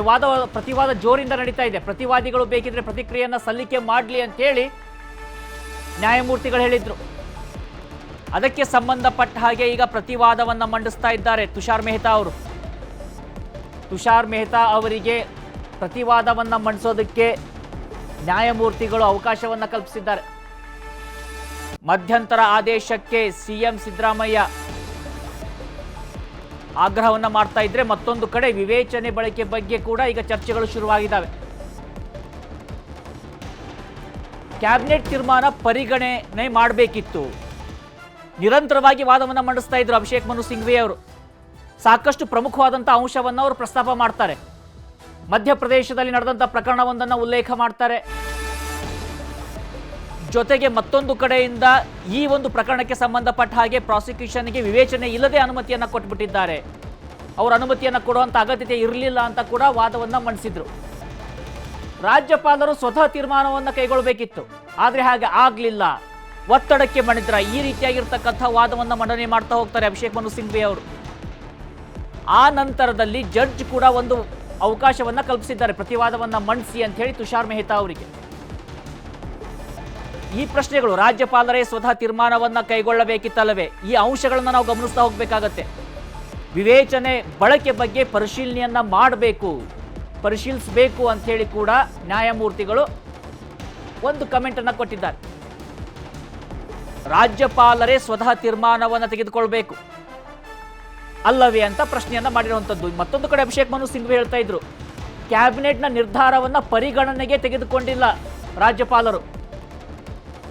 ಈಗ ಸಾಕಷ್ಟು ಪ್ರಕರಣಗಳಾಗಿದ್ದಾವೆ. ಇಲ್ಲಿ ಯಾವುದೇ ಪೊಲೀಸ್ ಆಗಲಿ ಲೋಕಾಯುಕ್ತ ಆಗಲಿ ಯಾರೂ ಕೂಡ ಪ್ರಾಸಿಕ್ಯೂಟ್ ಅನ್ನ ಮಾಡ್ತೀವಿ ಅನುಮತಿಯನ್ನ ಕೊಡಿ ಅಂತ ಕೇಳಿರಲಿಲ್ಲ. ಕೇವಲ ಕಾರ್ಯಕರ್ತರೊಬ್ಬರು, ಸಾಮಾಜಿಕ ಕಾರ್ಯಕರ್ತರೊಬ್ಬರು ಸಲ್ಲಿಸಿದಂಥ ದೂರನ್ನೇ ಪರಿಗಣಿಸಿ ಸಿಎಂ ವಿರುದ್ಧ ಪ್ರಾಸಿಕ್ಯೂಷನ್ ಅನ್ನ ಮಾಡೋದಕ್ಕೆ ಅವಕಾಶವನ್ನ ಕಲ್ಪಿಸಿದ್ದಾರೆ ರಾಜ್ಯಪಾಲರು.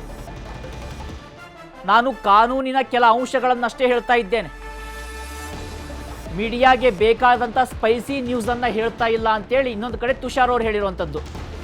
ಒಂದು ಕಡೆ ಅಭಿಷೇಕ್ ಮನು ಸಿಂಘ್ವಿ ಹೇಳ್ತಾರೆ ನಾನು ಕಾನೂನಿನ ಅಂಶವನ್ನ ಹೇಳ್ತೀನಿ ಅಂತೇಳಿ, ಇನ್ನೊಂದು ಕಡೆ ತುಷಾರ್ ಮೆಹ್ತಾ ಹೇಳ್ತಾರೆ ನಾನು ಯಾವುದೇ ಸ್ಪೈಸಿ ನ್ಯೂಸ್ ಅನ್ನ ಹೇಳ್ತಾ ಇಲ್ಲ, ಸತ್ಯ ಏನಿದೆ ಅದರ ಬಗ್ಗೆ ನಾನು ಪ್ರತಿವಾದವನ್ನ ಮಂಡಿಸ್ತಾ ಇದ್ದೇನೆ, ಮೀಡಿಯಾಗೆ ಬೇಕಾಗಿರ್ತಕ್ಕಂಥ ಸ್ಪೈಸಿ ನ್ಯೂಸ್ ಅನ್ನ ಹೇಳ್ತಾ ಇಲ್ಲ ಅಂತೇಳಿ ತುಷಾರ್ ಮೆಹ್ತಾ ಅವರು ಹೇಳಿರುವಂಥದ್ದು. ಇಬ್ಬರೂ ಹಿರಿಯ ವಕೀಲರು. ಅಭಿಷೇಕ್ ಮನು ಸಿಂಘ್ವಿ ಸುಪ್ರೀಂ ಕೋರ್ಟ್ನ ವಕೀಲರು ಕೂಡ ಆಗಿದ್ದಾರೆ. ಇವತ್ತು ತೆಲಂಗಾಣದಿಂದ ಕಾಂಗ್ರೆಸ್ನ ರಾಜ್ಯಸಭೆಗಾಗಿ ನಾಮಿನೇಟ್ ಕೂಡ ಆಗ್ತಾ ಇದ್ದಾರೆ. ಮತ್ತೊಂದು ಕಡೆ ತುಷಾರ್ ಮೆಹ್ತಾ ಅವರು ಕೂಡ ಸುಪ್ರೀಂ ಕೋರ್ಟ್ನ ವಕೀಲರಾಗಿರುವಂಥದ್ದು. ಅವರು ವಿಡಿಯೋ ಕಾನ್ಫರೆನ್ಸ್ ಮೂಲಕವಾಗಿ ಪ್ರತಿವಾದವನ್ನು ಮಂಡಿಸ್ತಾ ಇದ್ದಾರೆ. ಇಬ್ಬರೂ ಹಿರಿಯ ವಕೀಲರು, ಸಾಕಷ್ಟು ಅನುಭವ ಇರುವಂಥವರು. ಒಬ್ಬರು ಸಿಎಂ ಸಿದ್ದರಾಮಯ್ಯ ಪರ ವಾದವನ್ನು ಮಂಡಿಸಿದರೆ ಮತ್ತೊಬ್ಬರು ಗವರ್ನರ್ ಪರ ಪ್ರತಿವಾದವನ್ನು ಮಂಡಿಸ್ತಾ ಇದ್ದಾರೆ. ಮಧ್ಯಪ್ರದೇಶ ತೀರ್ಪು ಈ ಕೇಸಿಗೆ ಹೊಂದುತ್ತೆ. ಈ ಮಧ್ಯದಲ್ಲಿ ಮಧ್ಯಪ್ರವೇಶವನ್ನು ಮಾಡ್ತಾರೆ ಅಭಿಷೇಕ್ ಮನು ಸಿಂಘ್ವಿ ಅವರು. ನಾನಿನ್ನೂ ನನ್ನ ವಾದವನ್ನೇ ಮುಗಿಸಿಲ್ಲ, ನನಗೆ ಇನ್ನೂ ಸ್ವಲ್ಪ ಕಾಲಾವಕಾಶವನ್ನು ಕೊಡಿ ಅಂತ ಹೇಳಿ ಮಧ್ಯಪ್ರದೇಶ ತೀರ್ಪು ಈ ಕೇಸಿಗೆ ಹೊಂದುತ್ತೆ ಅಂತ ಹೇಳಿ ಮೆಹ್ತಾ ಅವರು ಹೇಳ್ತಾ ಇರುವಂಥದ್ದು. ಯಾಕಂದ್ರೆ ಈ ಸುಪ್ರೀಂ ಕೋರ್ಟ್ ಇರ್ಬೋದು, ಹೈಕೋರ್ಟ್ ಇರ್ಬೋದು, ಇಲ್ಲಿ ಸಾಕಷ್ಟು ಬಾರಿ ಏನಾಗುತ್ತೆ, ವಾದವನ್ನು ಮಂಡಿಸುವಂಥ ಸಂದರ್ಭದಲ್ಲಿ ಹಿರಿಯ ವಕೀಲರು ಈ ಹಿಂದೆ ಆಗಿರ್ತಕ್ಕಂಥ ಸಾಕಷ್ಟು ಪ್ರಕರಣಗಳ ಉದಾಹರಣೆಯನ್ನ ಕೊಡ್ತಾ ಹೋಗ್ತಾರೆ. ಆ ಮೂಲಕವಾಗಿ ಸರಿಯಾದ ರೀತಿಯಲ್ಲಿ ವಾದ ಪ್ರತಿವಾದ ಆಗಬೇಕು ಅನ್ನುವಂಥ ಉದ್ದೇಶದಿಂದ ಇದೇ ಅಂಶವನ್ನ ತುಷಾರ್ ಮೆಹ್ತಾ ಹೇಳಿರುವಂಥದ್ದು. ನಾನು ಸ್ಪೈಸಿ ನ್ಯೂಸ್ ಹೇಳ್ತಾ ಇಲ್ಲ, ಇಲ್ಲಿ ಬದಲಿಗೆ ವಸ್ತುನಿಷ್ಠವಾಗಿರ್ತಕ್ಕಂಥ ಪ್ರತಿವಾದವನ್ನ ಮಾಡ್ತಾ ಇದ್ದೇನೆ. ವಿಡಿಯೋ ಕಾನ್ಫರೆನ್ಸ್ ಮೂಲಕ ಹಾಜರಾಗಿರ್ತಕ್ಕಂಥವ್ರು ಮೆಹ್ತಾ ಅವರು ಪ್ರತಿವಾದವನ್ನ ಮಂಡಿಸ್ತಾ ಇದ್ದಾರೆ. ಇಲ್ಲಿ ನೋಡಿ 3 ಅಂಶಗಳಿದ್ದಾವೆ. ಒಂದು, ವಿವೇಚನೆ ಬಳಕೆ ಬಗ್ಗೆ ತೀರ್ಮಾನವನ್ನ ಮಾಡಬೇಕು. ಕ್ಯಾಬಿನೆಟ್ ತೀರ್ಮಾನ ಪರಿಗಣನೆಗೆ ಕರ್ತವ್ಯವಾಗಿತ್ತು. ರಾಜ್ಯಪಾಲರೇ ಸ್ವತಃ ತೀರ್ಮಾನವನ್ನ ಕೈಗೊಳ್ಳಬೇಕಿತ್ತಲ್ವೇ? ಈ ಅಂಶಗಳು ಸಿಂಘ್ವಿ ಅವರ ವಾದದಲ್ಲಿರುವಂಥದ್ದು. ಮತ್ತೊಂದು ಕಡೆ ಮಧ್ಯಪ್ರದೇಶ ತೀರ್ಪನ್ನು ಉಲ್ಲೇಖಿಸಿ ಈ ಪ್ರಕರಣಕ್ಕೆ ಹೊಂದುತ್ತೆ ಅಂತ ಹೇಳಿ ಮೆಹ್ತಾ ಅವರು ಹೇಳ್ತಾ ಇದ್ದಾರೆ. ಈ ಮಧ್ಯದಲ್ಲಿ ಮಧ್ಯಪ್ರವೇಶವನ್ನ ಮಾಡಿದಂಥ ಸಿಂಘ್ವಿ ಅವರು ನಾನಿನ್ನೂ ನನ್ನ ವಾದವನ್ನು ಸಂಪೂರ್ಣವಾಗಿ ಮುಗಿಸಿಲ್ಲ, ನಾನು ಕಾನೂನಿನ ಕೆಲ ಅಂಶಗಳನ್ನ ಮಾತ್ರ ಇಲ್ಲಿ ಉಲ್ಲೇಖವನ್ನ ಮಾಡ್ತಾ ಇದ್ದೇನೆ ಅಂತೇಳಿ ಅವ್ರು ಹೇಳ್ತಾ ಇರುವಂಥದ್ದು. ಈಗ ಮತ್ತಷ್ಟು ಅಪ್ಡೇಟ್ಸ್ಗಳು ಬರ್ತಾ ಇದ್ದಾವೆ. ಈ ಅರ್ಜಿಯನ್ನ ಮುಂದೂಡಬೇಕಾ? ಇದಕ್ಕೆ ಸಂಬಂಧಪಟ್ಟ ಹಾಗೆ ವಕೀಲರ ಜೊತೆಯಲ್ಲಿ ನ್ಯಾಯಮೂರ್ತಿಗಳು ಈಗ ಸದ್ಯ ಡಿಸ್ಕಷನ್ ಅನ್ನ ಮಾಡ್ತಾ ಇದ್ದಾರೆ. ಈ ಮಧ್ಯೆ ಅಬ್ರಹಾಂ ಪರ ವಕೀಲರು ಕೂಡ ಇದ್ದಾರೆ, ಅವರು ಮಧ್ಯಪ್ರವೇಶವನ್ನ ಮಾಡಿದ್ದಾರೆ. ಒಂದು ಕಡೆ ವಿಚಾರಣೆ ಮುಂದೂಡೋದ್ರ ಬಗ್ಗೆ ಚರ್ಚೆಗಳಾಗ್ತಾ ಇದ್ದಾವೆ. ನ್ಯಾಯಮೂರ್ತಿಗಳ ಜೊತೆಯಲ್ಲಿ ವಕೀಲರು ಚರ್ಚೆಯನ್ನ ಮಾಡ್ತಾ ಇದ್ದಾರೆ. ರಂಗನಾಥ್ ರೆಡ್ಡಿ ಇವರು ಅಬ್ರಹಾಂ ಪರ ವಕೀಲರಾಗಿರುವಂಥವ್ರು, ಇವರು ಕೂಡ ಮಧ್ಯಪ್ರವೇಶ ಮಾಡಿದ್ದಾರೆ. ನನಗೂ ಅವಕಾಶವನ್ನ ಕೊಡಿ, ನನ್ನ ಕ್ಲೈಂಟ್ ಯಾವ ಕಾರಣದಿಂದಾಗಿ ರಾಜ್ಯಪಾಲರಿಗೆ ದೂರನ್ನ ಕೊಟ್ಟಿದ್ದಾರೆ, ಇದನ್ನು ನಾನು ಇಲ್ಲಿ ಹೇಳಬೇಕಾಗುತ್ತೆ ಅಂತ ಹೇಳಿ. ಹೀಗಾಗಿ ಸದ್ಯ ಅರ್ಜಿ ವಿಚಾರಣೆ ಮುಂದೂಡಲಾಗುತ್ತಾ ಅಥವಾ ಇವತ್ತೇ ನಿರ್ಧಾರಗಳೇನಾದರೂ ಬರ್ತಾವ, ಜಜ್ಮೆಂಟ್ ಇವತ್ತೇ ಬರುವಂತಹ ಸಾಧ್ಯತೆಗಳಿದ್ದಾವ? ಯಾಕಂದ್ರೆ ಇದು ಸಾಕಷ್ಟು ಹೈ ಪ್ರೊಫೈಲ್ ಪ್ರಕರಣ. ಇದು ಸಿಎಂ ಸಿದ್ದರಾಮಯ್ಯ 2ನೇ ಬಾರಿ ಕರ್ನಾಟಕದ ಮುಖ್ಯಮಂತ್ರಿಯಾಗಿದ್ದಾರೆ. ಅವರ ವಿರುದ್ಧ ಕೆಲ ಗಂಭೀರವಾಗಿರ್ತಕ್ಕಂಥ ಆರೋಪಗಳನ್ನ ಅಬ್ರಹಾಂ ಕೂಡ ಮಾಡಿದ್ದಾರೆ, ಜೊತೆಗೆ ವಿಪಕ್ಷ ಬಿಜೆಪಿ ಕೂಡ ಮಾಡ್ತಾ ಇದೆ. ಸಾಕಷ್ಟು ಸಾಮಾಜಿಕ ಕಾರ್ಯಕರ್ತರು ಪರ ವಿರೋಧ ಎರಡೂ ರೀತಿಯಾಗಿರ್ತಕ್ಕಂಥ ಆರೋಪಗಳನ್ನ ಮಾಡ್ತಾ ಇದ್ದಾರೆ.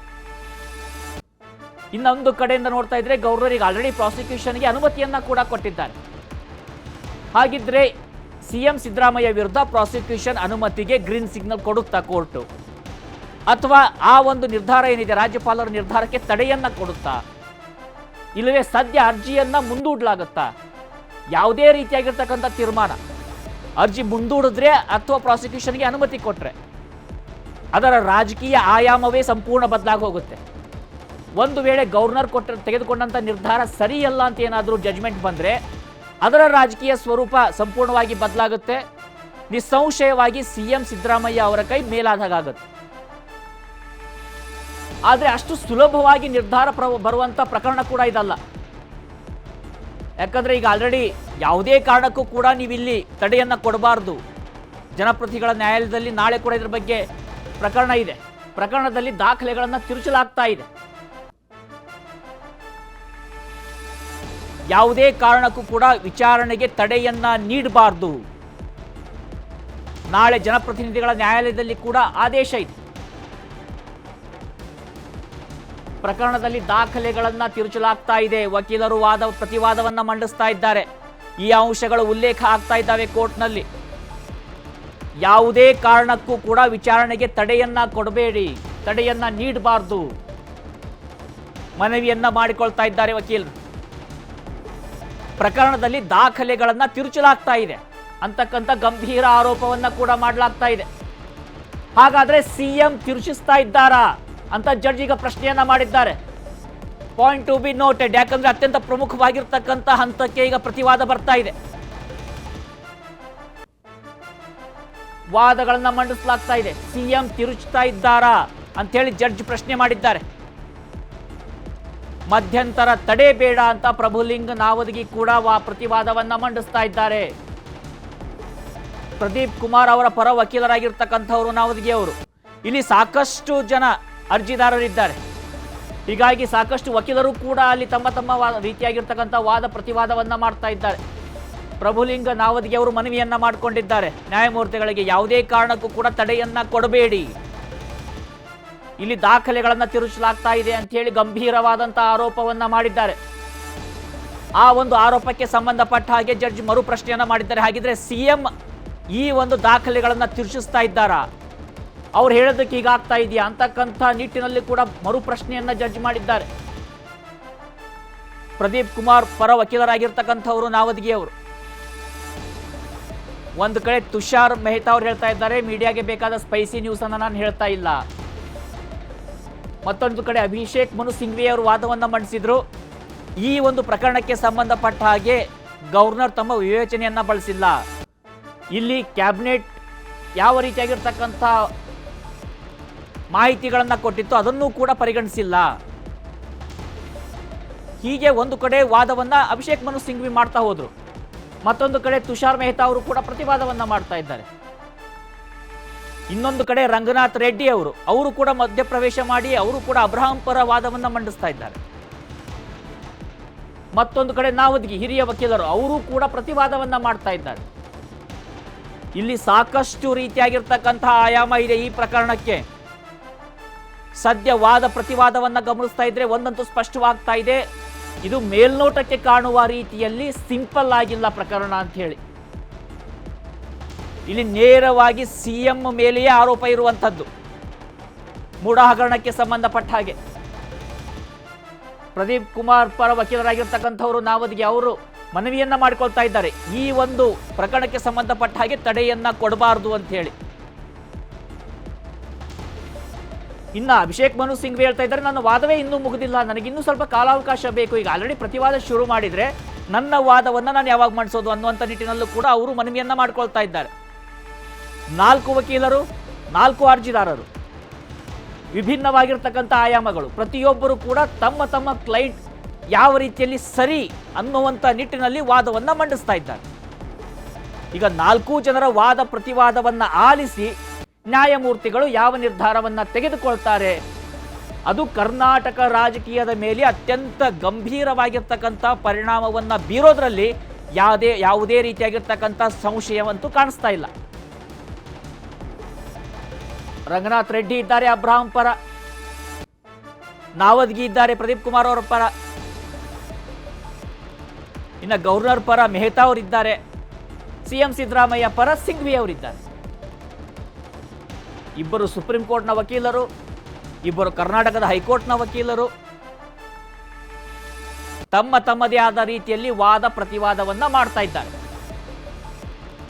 ಯಾವುದೇ ಕಾರಣಕ್ಕೂ ವಿಚಾರಣೆಗೆ ತಡೆಯನ್ನ ಕೊಡಬೇಡಿ. ನಾಳೆ ಜನಪ್ರತಿನಿಧಿಗಳ ನ್ಯಾಯಾಲಯದಲ್ಲಿ ಇದಕ್ಕೆ ಸಂಬಂಧಪಟ್ಟ ಹಾಗೆ ಆದೇಶ ಕೂಡ ಬರುವಂಥದ್ದಿದೆ. ಈ ಪ್ರಕರಣದಲ್ಲಿ ದಾಖಲೆಗಳನ್ನ ತಿರುಚಲಾಗ್ತಾ ಇದೆ. ಇದು ಗಂಭೀರವಾಗಿರ್ತಕ್ಕಂಥ ಆರೋಪ. ಹಾಗಾದ್ರೆ ಯಾರು ತಿರುಚಿಸ್ತಾ ಇದ್ದಾರೆ? ಸಿಎಂ ಈ ಕೆಲಸವನ್ನ ಮಾಡ್ತಿದ್ದಾರೆ ಅಂತೇಳಿ ಜಡ್ಜ್ ಮರುಪ್ರಶ್ನೆಯನ್ನ ಕೂಡ ಮಾಡಿದ್ದಾರೆ. ಆಗ ಮತ್ತೆ ತಮ್ಮ ಪ್ರತಿವಾದವನ್ನ ಮುಂದುವರೆಸಿದಂಥ ಪ್ರಭುಲಿಂಗ ನಾವದ್ಗಿ ಅವರು ಇದಕ್ಕೆ ಮಧ್ಯಂತರ ತಡೆಯನ್ನ ಕೊಡಬೇಡಿ, ತನಿಖೆ ಮುಂದುವರಿಯಲಿ ಅಂತ ಮನವಿಯನ್ನ ಮಾಡಿಕೊಂಡಿದ್ದಾರೆ. ಪ್ರದೀಪ್ ಕುಮಾರ್ ಪರ ವಕೀಲರಾಗಿರುವಂಥವ್ರು. 4 ಆಯಾಮದಲ್ಲಿ ವಾದ ಪ್ರತಿವಾದ ನಡೀತಾ ಇದೆ.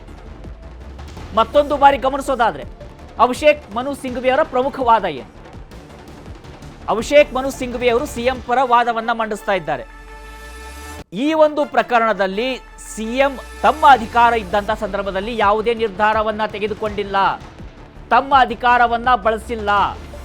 ಇಲ್ಲಿ ಪೊಲೀಸರಾಗಲಿ ಅಥವಾ ಯಾವುದೇ ತನಿಖಾ ಸಂಸ್ಥೆಗಳಾಗಲಿ ಸಿಎಂ ವಿರುದ್ಧ ತನಿಖೆಗೆ ಅನುಮತಿಯನ್ನ ಕೋರಿಲ್ಲ.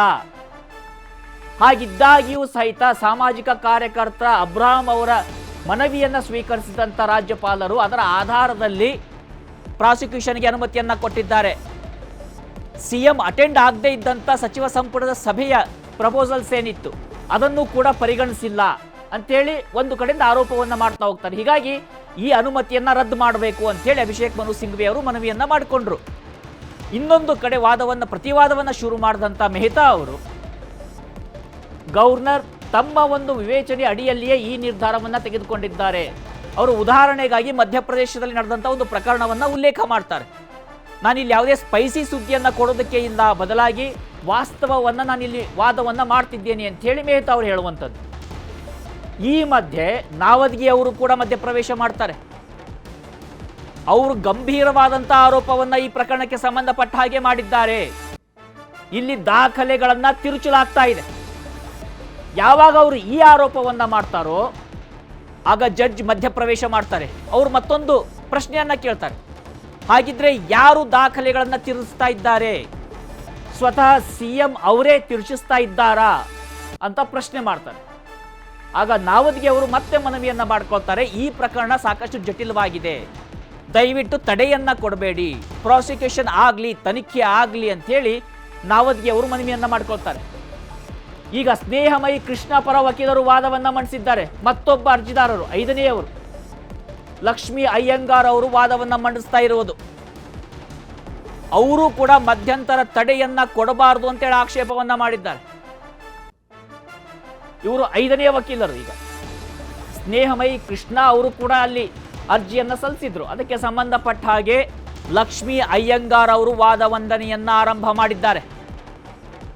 ಯಾವುದೇ ಕಾರಣಕ್ಕೂ ಈ ಪ್ರಕರಣದ ತನಿಖೆಗೆ ಮಧ್ಯಂತರ ತಡೆಯನ್ನ ಕೊಡಬಾರದು ಅಂಥೇಳಿ ಅವರು ಆಕ್ಷೇಪಣೆಯನ್ನ ಸಲ್ಲಿಸ್ತಾ ಇದ್ದಾರೆ. 5ನೇ ವಕೀಲರು ಲಕ್ಷ್ಮೀ ಅಯ್ಯಂಗಾರ್. ಒಂದು ಮೂಢ ಪ್ರಕರಣ. ಇಲ್ಲಿ ಆರೋಪಿ ಸ್ಥಾನದಲ್ಲಿ ಸ್ವತಃ ಸಿದ್ದರಾಮಯ್ಯ ಇದ್ದಾರೆ, ರಾಜ್ಯದ ಮುಖ್ಯಮಂತ್ರಿ. ಈಗ ಆಲ್ರೆಡಿ ರಾಜ್ಯಪಾಲರು ಪ್ರಾಸಿಕ್ಯೂಷನ್ಗೆ ಅನುಮತಿಯನ್ನ ಕೊಟ್ಟಾಗಿದೆ. ಅನುಮತಿಯನ್ನ ಕೊಟ್ಟಿದ್ದೇ ತಪ್ಪು ಅಂಥೇಳಿ ಸಿಎಂ ಪರ ವಕೀಲರು ಸಿಂಘವಿ ಅವರು ವಾದವನ್ನು ಮಂಡಿಸ್ತಾ ಇದ್ರು. ಪ್ರತಿವಾದವನ್ನ ಮಂಡಿಸ್ತಾ ಇರುವಂಥ ವಕೀಲರು ತನಿಖೆ ಆಗಲಿ, ಮಧ್ಯಂತರ ತಡೆಯನ್ನ ಕೊಡುವಂಥದ್ದು ಬೇಡ ಅಂತೇಳಿ ಪ್ರತಿವಾದವನ್ನ ಮಾಡ್ತಾ ಇದ್ದಾರೆ. ಎಲ್ಲರ ವಾದವನ್ನ ಕೂಡ ನ್ಯಾಯಮೂರ್ತಿಗಳು ಆಲಿಸ್ತಾ ಇದ್ದಾರೆ. ಪ್ರಕರಣಕ್ಕೆ ಸಂಬಂಧಪಟ್ಟಂತವರು ಯಾರೆಲ್ಲ ಅರ್ಜಿಯನ್ನ ಸಲ್ಲಿಸಿದ್ದಾರೆ ಅವರ ಪರ ವಕೀಲರು ಅವರ ವಾದವನ್ನ ಆಲಿಸ್ತಾ ಇದ್ದಾರೆ. ತುಷಾರ್ ಮೆಹ್ತಾ ಅವರು ಯಾಕೆ ಈ ರೀತಿಯಾದಂಥ ಪ್ರತಿವಾದವನ್ನು ಹೇಳಿದ್ರೆ ಗೊತ್ತಿಲ್ಲ. ಅಂದ್ರೆ ಮೀಡಿಯಾಗೆ ಬೇಕಾದಂಥ ಸ್ಪೈಸಿ ಸುದ್ದಿಯನ್ನು ನಾನು ಕೊಡ್ತಾ ಇಲ್ಲ. ಇಲ್ಲಿ ಮಾಧ್ಯಮಗಳು ಕೂಡ ಯಾವುದೇ ಸ್ಪೈಸಿ ಸುದ್ದಿ ಕಾಯ್ತಾ ಇಲ್ಲ. ಇದು ರಾಜ್ಯದ ರಾಜಕೀಯಕ್ಕೆ ಸಂಬಂಧಪಟ್ಟ ಹಾಗೆ, ರಾಜ್ಯದ ನಾಯಕರಿಗೆ ಸಂಬಂಧಪಟ್ಟಂತ ವಿಚಾರ ಆಗಿರೋದ್ರಿಂದ ಅಷ್ಟೇ ಗಂಭೀರವಾಗಿರ್ತಕ್ಕಂಥ ಸುದ್ದಿಯನ್ನ ಕೂಡ ನಾವು ಪ್ರಸಾರ ಮಾಡ್ತಾ ಇರುವಂಥದ್ದು. ಯಾವುದೇ ಮಾಧ್ಯಮಗಳಿಗೂ ಸ್ಪೈಸಿಗಾಗಿ ಕಾಯ್ತಾ ಇಲ್ಲ ಇಲ್ಲಿ. ಬಟ್ ಅವ್ರು ಹೇಳಿದ್ರು ತಮ್ಮ ಪ್ರತಿವಾದವನ್ನ ಮಾಡಿಸುವಾಗ ಮಾಧ್ಯಮಗಳಿಗೆ ಬೇಕಾದಂಥ ಸ್ಪೈಸಿ ಸುದ್ದಿಯನ್ನು ನಾವು ಕೊಡ್ತಾ ಇಲ್ಲ ಅಂತ ಹೇಳಿ. ರಂಗನಾಥ್ ರೆಡ್ಡಿ ಅಬ್ರಾಹಂ ಪರ ವಕೀಲರು ಅವರು ಕೂಡ ತಮ್ಮ ವಾದವನ್ನು ಮಂಡಿಸುವಂಥ ಸಂದರ್ಭದಲ್ಲಿ ಪ್ರಕರಣದ ತಡೆಯನ್ನ ಕೊಡೋದು ಬೇಡ ಅಂತಿದ್ರು. ಈಗ ಮೆಹ್ತಾ ಅವರು ಮತ್ತೊಂದು ಮನವಿಯನ್ನ ಮಾಡಿದ್ದಾರೆ. ಈ ಪ್ರಕರಣವನ್ನ ಮುಂದೂಡಿ, ಅರ್ಜಿ ವಿಚಾರಣೆಯನ್ನ ಮುಂದೂಡಿ ಅಂತ ಹೇಳಿ ಅಭಿಷೇಕ್ ಸಿಂಘ್ವಿ ಬೇಡ ಅಂತಿದ್ದಾರೆ. ಆಗ ಜಡ್ಜ್ ಹೇಳಿರುವಂಥದ್ದು, ಸ್ವಲ್ಪ ಸಮಯದಲ್ಲಿ ನಾನು ಹೇಳ್ತೇನೆ, ಪ್ರಕರಣವನ್ನ ಮುಂದೂಡಿಕೆ ಮಾಡಿ ಅಂತ ಹೇಳಿ ಮೆಹ್ತಾ ಅವರು ಮನವಿಯನ್ನ ಮಾಡಿಕೊಂಡಿರುವಂಥದ್ದು. ಪ್ರಕರಣವನ್ನ ಮುಂದೂಡಿಕೆ ಮಾಡುವಂತೆ ಮೆಹ್ತಾ ಮನವಿಯನ್ನ ಮಾಡಿಕೊಂಡಿದ್ದಾರೆ. ರಾಜ್ಯಪಾಲರ ಪರ ವಕೀಲರು ಇವರು ಮುಂದೂಡುವಂತೆ ಕೇಳುವಂತಿಲ್ಲ ಅಂತ ಹೇಳಿ ಸಿಂಘ್ವಿ ಇನ್ನೊಂದು ಪಾಯಿಂಟ್ ಅನ್ನು ಹಾಕಿದ್ದಾರೆ. ನಾನು ಸ್ವಲ್ಪ ಆದೇಶವನ್ನ ಮಾಡ್ತೇನೆ, ಸಮಯ ಬೇಕು, ಪ್ರಕರಣವನ್ನ ಮುಂದೂಡಿಕೆ ಮಾಡಿ ಅಂತೇಳಿ ಒಬ್ಬರು ಮನವಿಯನ್ನ ಮಾಡ್ಕೊಳ್ತಾ ಇದ್ದಾರೆ ರಾಜ್ಯಪಾಲರ ಪರ ವಕೀಲರು ಮೆಹ್ತಾ ಅವರು. ಇವರು ಮುಂದೂಡಿ ಅಂತ ಕೇಳುವಂತಿಲ್ಲ ಅಂತ ಹೇಳಿ ಸಿಂಘ್ವಿ ತಮ್ಮದೇ ಆದಂಥ ಲಾ ಪಾಯಿಂಟ್ ಅನ್ನ ಇಟ್ಟಿದ್ದಾರೆ. ನಾನು ಸ್ವಲ್ಪ ಸಮಯದಲ್ಲಿ ಆದೇಶವನ್ನ ಮಾಡ್ತೀನಿ ಅಂತ ಹೇಳಿ ನ್ಯಾಯಮೂರ್ತಿಗಳು ಈಗ ಹೇಳಿರುವಂಥದ್ದು. ಸಾಕಷ್ಟು ಕುತೂಹಲವನ್ನ ಕೆರಳಿಸಿರುವಂತಹ ಪ್ರಕರಣ ಇದು. ಯಾಕಂದ್ರೆ ಈ ಪ್ರಕರಣದಲ್ಲಿ ಏನೇ ನಿರ್ಧಾರವಾದರೂ ಕೂಡ ರಾಜ್ಯ ರಾಜಕೀಯದಲ್ಲಿ ಸಾಕಷ್ಟು ಪರಿಣಾಮ ಅದರದ್ದು ಆಗೇ ಆಗುತ್ತೆ. ಇಲ್ಲಿ ಯಾರದೇ ಪರ ವಿರೋಧ ಅನ್ನುವುದಕ್ಕಿಂತ ಹೆಚ್ಚಾಗಿ ರಾಜ್ಯ ರಾಜಕೀಯದಲ್ಲಿ ಬದಲಾವಣೆ ಆಗುವಂತ ಸಂದರ್ಭಗಳು ಬರ್ತವೆ. ಹೀಗಾಗಿ ಅತ್ಯಂತ ಗಂಭೀರವಾಗಿರ್ತಕ್ಕಂಥ ಪ್ರಕರಣ ಇದು. ಹಿರಿಯ ವಕೀಲರು ತಮ್ಮದೇ ಆದ ರೀತಿಯಲ್ಲಿ ವಾದ ಪ್ರತಿವಾದವನ್ನು ಆಲ್ರೆಡಿ ಮಾಡಾಗಿದೆ. ವಿಚಾರಣೆಯನ್ನ ಮುಂದೂಡಿ ಅಂತ ಹೇಳಿ ಮೆಹ್ತಾ ಅವರು ಮನವಿಯನ್ನ ಮಾಡಿಕೊಂಡಿದ್ದಾರೆ. ಮುಂದೂಡಿ ಅಂತ ಕೇಳುವಂತಿಲ್ಲ ಇವರು ಅಂತ ಹೇಳಿ ಸಿಂಘ್ವಿ ಮರು ಪಾಯಿಂಟ್ ಅನ್ನ ಹಾಕಿದ್ದಾರೆ. ಸೊ 5 ಜನ ವಕೀಲರ ವಾದವನ್ನ ಈಗ ಆಲ್ರೆಡಿ ಕೇಳಿದ್ದಾರೆ ಜಡ್ಜ್. ಸ್ವಲ್ಪ ಸಮಯ ಕೊಡಿ, ನಾನು ಆದೇಶವನ್ನ ಮಾಡ್ತೀನಿ ಸ್ವಲ್ಪ ಸಮಯದಲ್ಲಿ ಅಂತ ಹೇಳಿ ಈಗ ಆಲ್ರೆಡಿ ಜಡ್ಜ್ ಹೇಳಿದ್ದಾರೆ. ಹೀಗಾಗಿ ಕ್ಷಣಗಣನೆ ಶುರುವಾಗಿದೆ. ಎನಿ ಮೂಮೆಂಟ್ ಜಜ್ಮೆಂಟ್ ಬರಬಹುದು.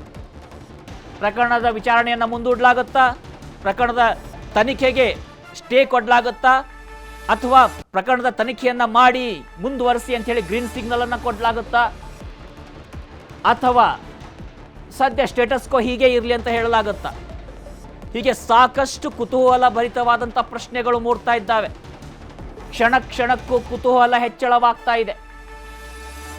ಸಿಎಂ ಸಿದ್ದರಾಮಯ್ಯ ವಿರುದ್ಧ ಪ್ರಾಸಿಕ್ಯೂಷನ್ ತನಿಖೆಗೆ ರಾಜ್ಯಪಾಲರು ಅನುಮತಿಯನ್ನ ಕೊಟ್ಟಿರೋದನ್ನ ಸಮರ್ಥಿಸುತ್ತಾ ಕೋರ್ಟ್, ಅದರ ಪರವಾಗಿ ಜಜ್ಮೆಂಟ್ ಬರುತ್ತಾ, ಅಥವಾ ಅದಕ್ಕೆ ತಡೆಯನ್ನ ಕೊಟ್ಟು ಜಡ್ಜ್ಮೆಂಟ್ ಬರುತ್ತಾ, ಇಲ್ಲವೇ ಪ್ರಕರಣದ ವಿಚಾರಣೆಯನ್ನ ಮತ್ತೆ ಮುಂದೂಡಲಾಗುತ್ತಾ ಮೆಹ್ತಾ ಅವರು ಮನವಿ ಮಾಡಿಕೊಂಡಿರೋ ಹಾಗೆ, ಅಥವಾ ಯಾವುದೇ ಕಾರಣಕ್ಕೂ ತಡೆಯನ್ನ ಕೊಡಬೇಡಿ ಅಂತೇಳಿ ಈಗ ಆಲ್ರೆಡಿ ಲಕ್ಷ್ಮೀ ಅಯ್ಯಂಗಾರ್ ಇರಬಹುದು, ನಾವದಗಿ ಇರಬಹುದು, ಏನು ಮನವಿಯನ್ನ ಮಾಡಿಕೊಂಡಿದ್ದಾರೆ ಅದನ್ನು ಕೂಡ ಪರಿಗಣಿಸ್ತಾರಾ? ಪ್ರಾಸಿಕ್ಯೂಷನ್ ಅರ್ಜಿ ವಿಚಾರಣೆಯನ್ನ ಮುಂದೂಡಿಕೆ ಮಾಡಿದ್ದಾರೆ ಜಡ್ಜ್. ಶುಕ್ರವಾರಕ್ಕೆ ಅರ್ಜಿ ವಿಚಾರಣೆಯನ್ನ ಮುಂದೂಡಿಕೆ ಮಾಡಿದ್ದಾರೆ. ಇದೀಗ ಬರ್ತಿರ್ತಕ್ಕಂಥ ಅತಿ ಬಿಗ್ ಡೆವಲಪ್ಮೆಂಟ್ ಇದು. ಪ್ರಾಸಿಕ್ಯೂಷನ್ ಅರ್ಜಿ ವಿಚಾರಣೆಯನ್ನ ಮುಂದೂಡಿಕೆ ಮಾಡಲಾಗಿದೆ. ಶುಕ್ರವಾರಕ್ಕೆ ಗುರುವಾರಕ್ಕೆ ಅರ್ಜಿ ವಿಚಾರಣೆ ಮುಂದೂಡಿಕೆಯನ್ನ ಮಾಡಲಾಗಿರುವಂಥದ್ದು. ಪ್ರಾಸಿಕ್ಯೂಷನ್ ಅರ್ಜಿ ವಿಚಾರಣೆಯನ್ನ ಮುಂದೂಡಿಕೆ ಮಾಡಿದ್ದಾರೆ ಜಡ್ಜ್. 5 ವಕೀಲರು ವಾದ ಪ್ರತಿವಾದವನ್ನ ಆಲಿಸಿದ ಬಳಿಕ ಜಡ್ಜ್ ತೆಗೆದುಕೊಂಡಂತಹ ನಿರ್ಧಾರ ಪ್ರಾಸಿಕ್ಯೂಷನ್ ಅರ್ಜಿ ವಿಚಾರಣೆಯನ್ನ ಮುಂದೂಡಿಕೆ ಮಾಡಿರುವಂಥದ್ದು. ಗುರುವಾರಕ್ಕೆ ಅರ್ಜಿ ವಿಚಾರಣೆಯನ್ನ ಮುಂದೂಡಿಕೆ ಮಾಡಲಾಗಿದೆ. ಪ್ರಾಸಿಕ್ಯೂಷನ್ ಅರ್ಜಿ ವಿಚಾರಣೆಯನ್ನ ಮುಂದೂಡಿಕೆ ಮಾಡಿ ಆದೇಶವನ್ನ ಮಾಡಿದ್ದಾರೆ. ಸೊ ಅಲ್ಲಿಯವರೆಗೂ ಸ್ಟೇಟಸ್ ಕೋ ಇರುತ್ತೆ. ಅಂದ್ರೆ ಈಗ ಆಲ್ರೆಡಿ ಏನು ಪ್ರಾಸಿಕ್ಯೂಷನ್ಗೆ ಅನುಮತಿಯನ್ನ ಕೊಡಲಾಗಿದೆ ಅದರಂತೆ ತನಿಖೆ ಮಾಡೋದಿದ್ರೆ ಮಾಡಬಹುದು. ಗುರುವಾರಕ್ಕೆ ನಿರ್ಧಾರವಾಗುತ್ತೆ. ಪ್ರಾಸಿಕ್ಯೂಷನ್ ಅನುಮತಿಯನ್ನ ಕೊಟ್ಟಿರುವಂತದ್ದೇನಿದೆ ಅದಕ್ಕೆ ಸಂಬಂಧಪಟ್ಟ ಹಾಗೆ ಜಡ್ಜ್ಮೆಂಟ್ ಗುರುವಾರಕ್ಕೆ ಬರುವಂತ ಸಾಧ್ಯತೆ ಇದೆ. ಈಗ ಮೆಹ್ತಾ ಅವರು ಮನವಿಯನ್ನ ಮಾಡಿಕೊಂಡಿದ್ರು, ವಿಚಾರಣೆಯನ್ನ ಮುಂದೂಡಿ ಅಂತೇಳಿ. ಅದರಂತೆ ಈಗ ನಿರ್ಧಾರವನ್ನು ತೆಗೆದುಕೊಂಡಿದ್ದಾರೆ ಜಡ್ಜ್.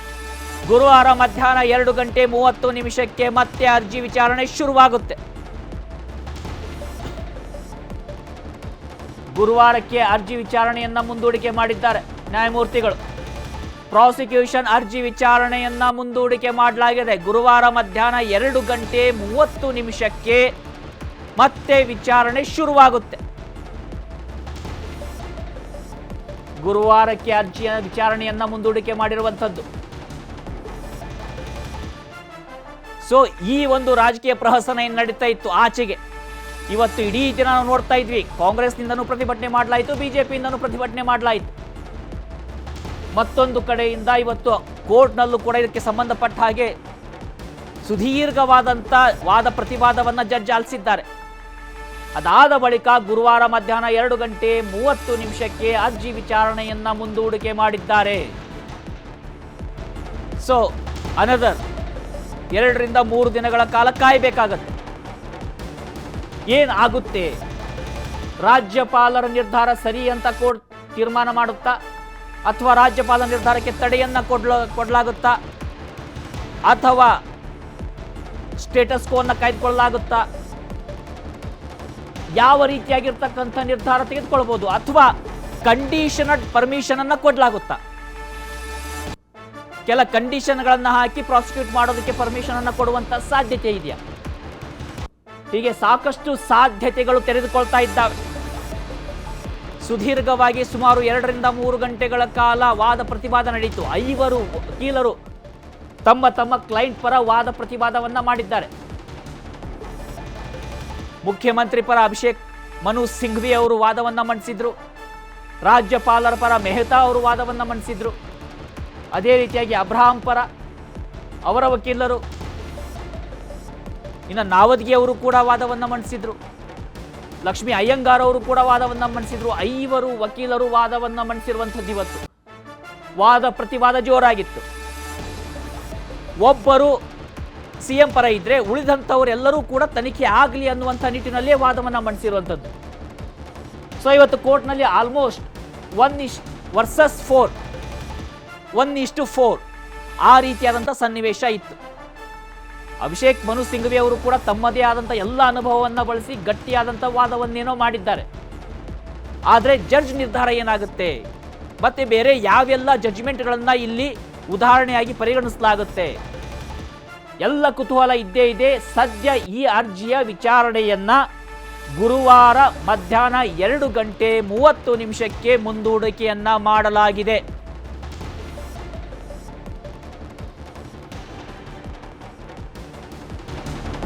ಅತ್ಯಂತ ಕುತೂಹಲ, ಆತಂಕ ಎಲ್ಲವನ್ನೂ ಒಳಗೊಂಡಿರ್ತಕ್ಕಂತಹ ಪ್ರಕರಣ ಇತ್ತು. ಕಾಂಗ್ರೆಸ್ ಪಕ್ಷಕ್ಕೂ ಕೂಡ ಒಂದು ವೇಳೆ ಪ್ರಾಸಿಕ್ಯೂಷನ್ ಅನುಮತಿಯನ್ನ ಏನಾದರೂ ಹೈಕೋರ್ಟ್ ಎತ್ತಿ ಹಿಡಿದ್ರೆ ಒಂದು ಮುಜುಗರದ ವಾತಾವರಣ ಉಂಟಾಗುವಂತ ಸಾಧ್ಯತೆಗಳಿದ್ದಾವೆ. ಒಂದು ವೇಳೆ ಏನಾದರೂ ರಾಜ್ಯಪಾಲರ ನಿರ್ಧಾರಕ್ಕೆ ಬ್ರೇಕ್ ಹಾಕಿದ್ರೆ ಬಿಜೆಪಿಗೂ ಕೂಡ ಮುಖಭಂಗವಾಗುವಂತ ಸಾಧ್ಯತೆಗಳಿದ್ದಾವೆ. ಎಲ್ಲದರ ಹೊರತಾಗಿ ನ್ಯಾಯ ಏನು? ತಪ್ಪು ಆಗಿದೆಯಾ ಆಗಿಲ್ವಾ? ಇಲ್ಲಿ ಕೇವಲ ರಾಜಕೀಯ ಪ್ರೇರಿತವಾದಂಥ ಆರೋಪ ಮಾತ್ರ ಇದೆಯಾ ಅಥವಾ ನಿಜಕ್ಕೂ ಆರೋಪದಲ್ಲಿ ಹುರುಳಿದೆಯಾ?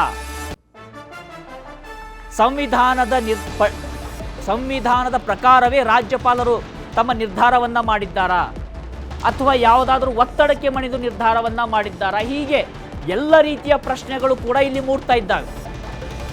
ಅವೆಲ್ಲದಕ್ಕೂ ಉತ್ತರ ಬಹುತೇಕ ಗುರುವಾರ ಮಧ್ಯಾಹ್ನ ಸಿಗುವಂತ ಸಾಧ್ಯತೆಗಳಿದ್ದಾವೆ. ಇನ್ನ ಗವರ್ನರ್ ಆದೇಶದ ಕೆಲ ಅಂಶಗಳನ್ನು ನಾನು ಗಮನಿಸಿದ್ದೇನೆ ಅಂತೇಳಿ ಕೂಡ ಜಡ್ಜ್ ಹೇಳಿದ್ದಾರೆ. ಗವರ್ನರ್ ಎದುರು 26ನೇ ತಾರೀಕಿಗೆ ಬಂದಿದೆ ಅಂತೇಳಿ ಸಿಂಘ್ವಿ ಹೇಳಿರುವಂಥದ್ದು. ಅವತ್ತೇ ಶೋ ಕಾಸ್ ನೋಟಿಸ್ ಅನ್ನ ಕೊಟ್ಟಿದ್ದಾರೆ ಅಂತೇಳಿ ಸಿಂಘ್ವಿ ವಾದವನ್ನು ಮಂಡಿಸ್ತಾ ಇದ್ರು. ಇನ್ನು ಗವರ್ನರ್ ಆದೇಶದ ಕೆಲ ಅಂಶಗಳನ್ನು ನಾನು ಗಮನಿಸಿದ್ದೇನೆ ಅಂತ ಹೇಳಿ ಜಡ್ಜ್ ಹೇಳಿದ್ದಾರೆ. ಆಗ ಮತ್ತೆ ಮಾತನಾಡಿದಂಥ ಸಿಂಘ್ವಿ ಅವರು 26ನೇ ತಾರೀಕಿಗೆ ಗವರ್ನರ್ ಇಂದ ಶೋಕಾಸ್ ನೋಟಿಸ್ ಬಂದಿದೆ, ಅವತ್ತೇ ಕಂಪ್ಲೇಂಟ್ ಬರುತ್ತೆ, ಅವತ್ತೇ ಶೋಕಾಸ್ ನೋಟಿಸ್ ಅನ್ನು ಕೊಟ್ಟಿದ್ದಾರೆ. ಅಲ್ಲದೆ ಕ್ಯಾಬಿನೆಟ್ ನಿರ್ಣಯವನ್ನ ಕೂಡ ರಾಜ್ಯಪಾಲರು ತಿರಸ್ಕಾರ ಮಾಡಿದ್ದಾರೆ. ಇನ್ನು ಸಿಎಂ ಕೂಡ ಶೋಕಾಸ್ ನೋಟಿಸ್ಗೆ ಉತ್ತರವನ್ನ ಕೊಟ್ಟಿದ್ದಾರೆ. ತಮ್ಮ ವಾದವನ್ನ ಸಿಂಘ್ವಿ ಮತ್ತೆ ಮುಂದುವರಿಸಿದ್ದಾರೆ. ಅಂದ್ರೆ ಅಡ್ಜಾರ್ನ್ ಆಗಿಲ್ಲ ಕೋರ್ಟ್ ಇನ್ನೂ ಕೂಡ. ಈಗ ಅರ್ಜಿ ವಿಚಾರಣೆಯನ್ನ ಗುರುವಾರಕ್ಕೇನೋ ಮುಂದೂಡಲಾಗಿದೆ, ಆದರೆ ಇನ್ನೂ ಕೂಡ ಸಮಯಾವಕಾಶ ಇರೋದ್ರಿಂದ ಈಗ ಸಿಂಘ್ವಿ ಅವರು ತಮ್ಮ ವಾದವನ್ನ ಮುಂದುವರಿಸಿದ್ದಾರೆ ಸಿಂಘ್ವಿ ಅವರು.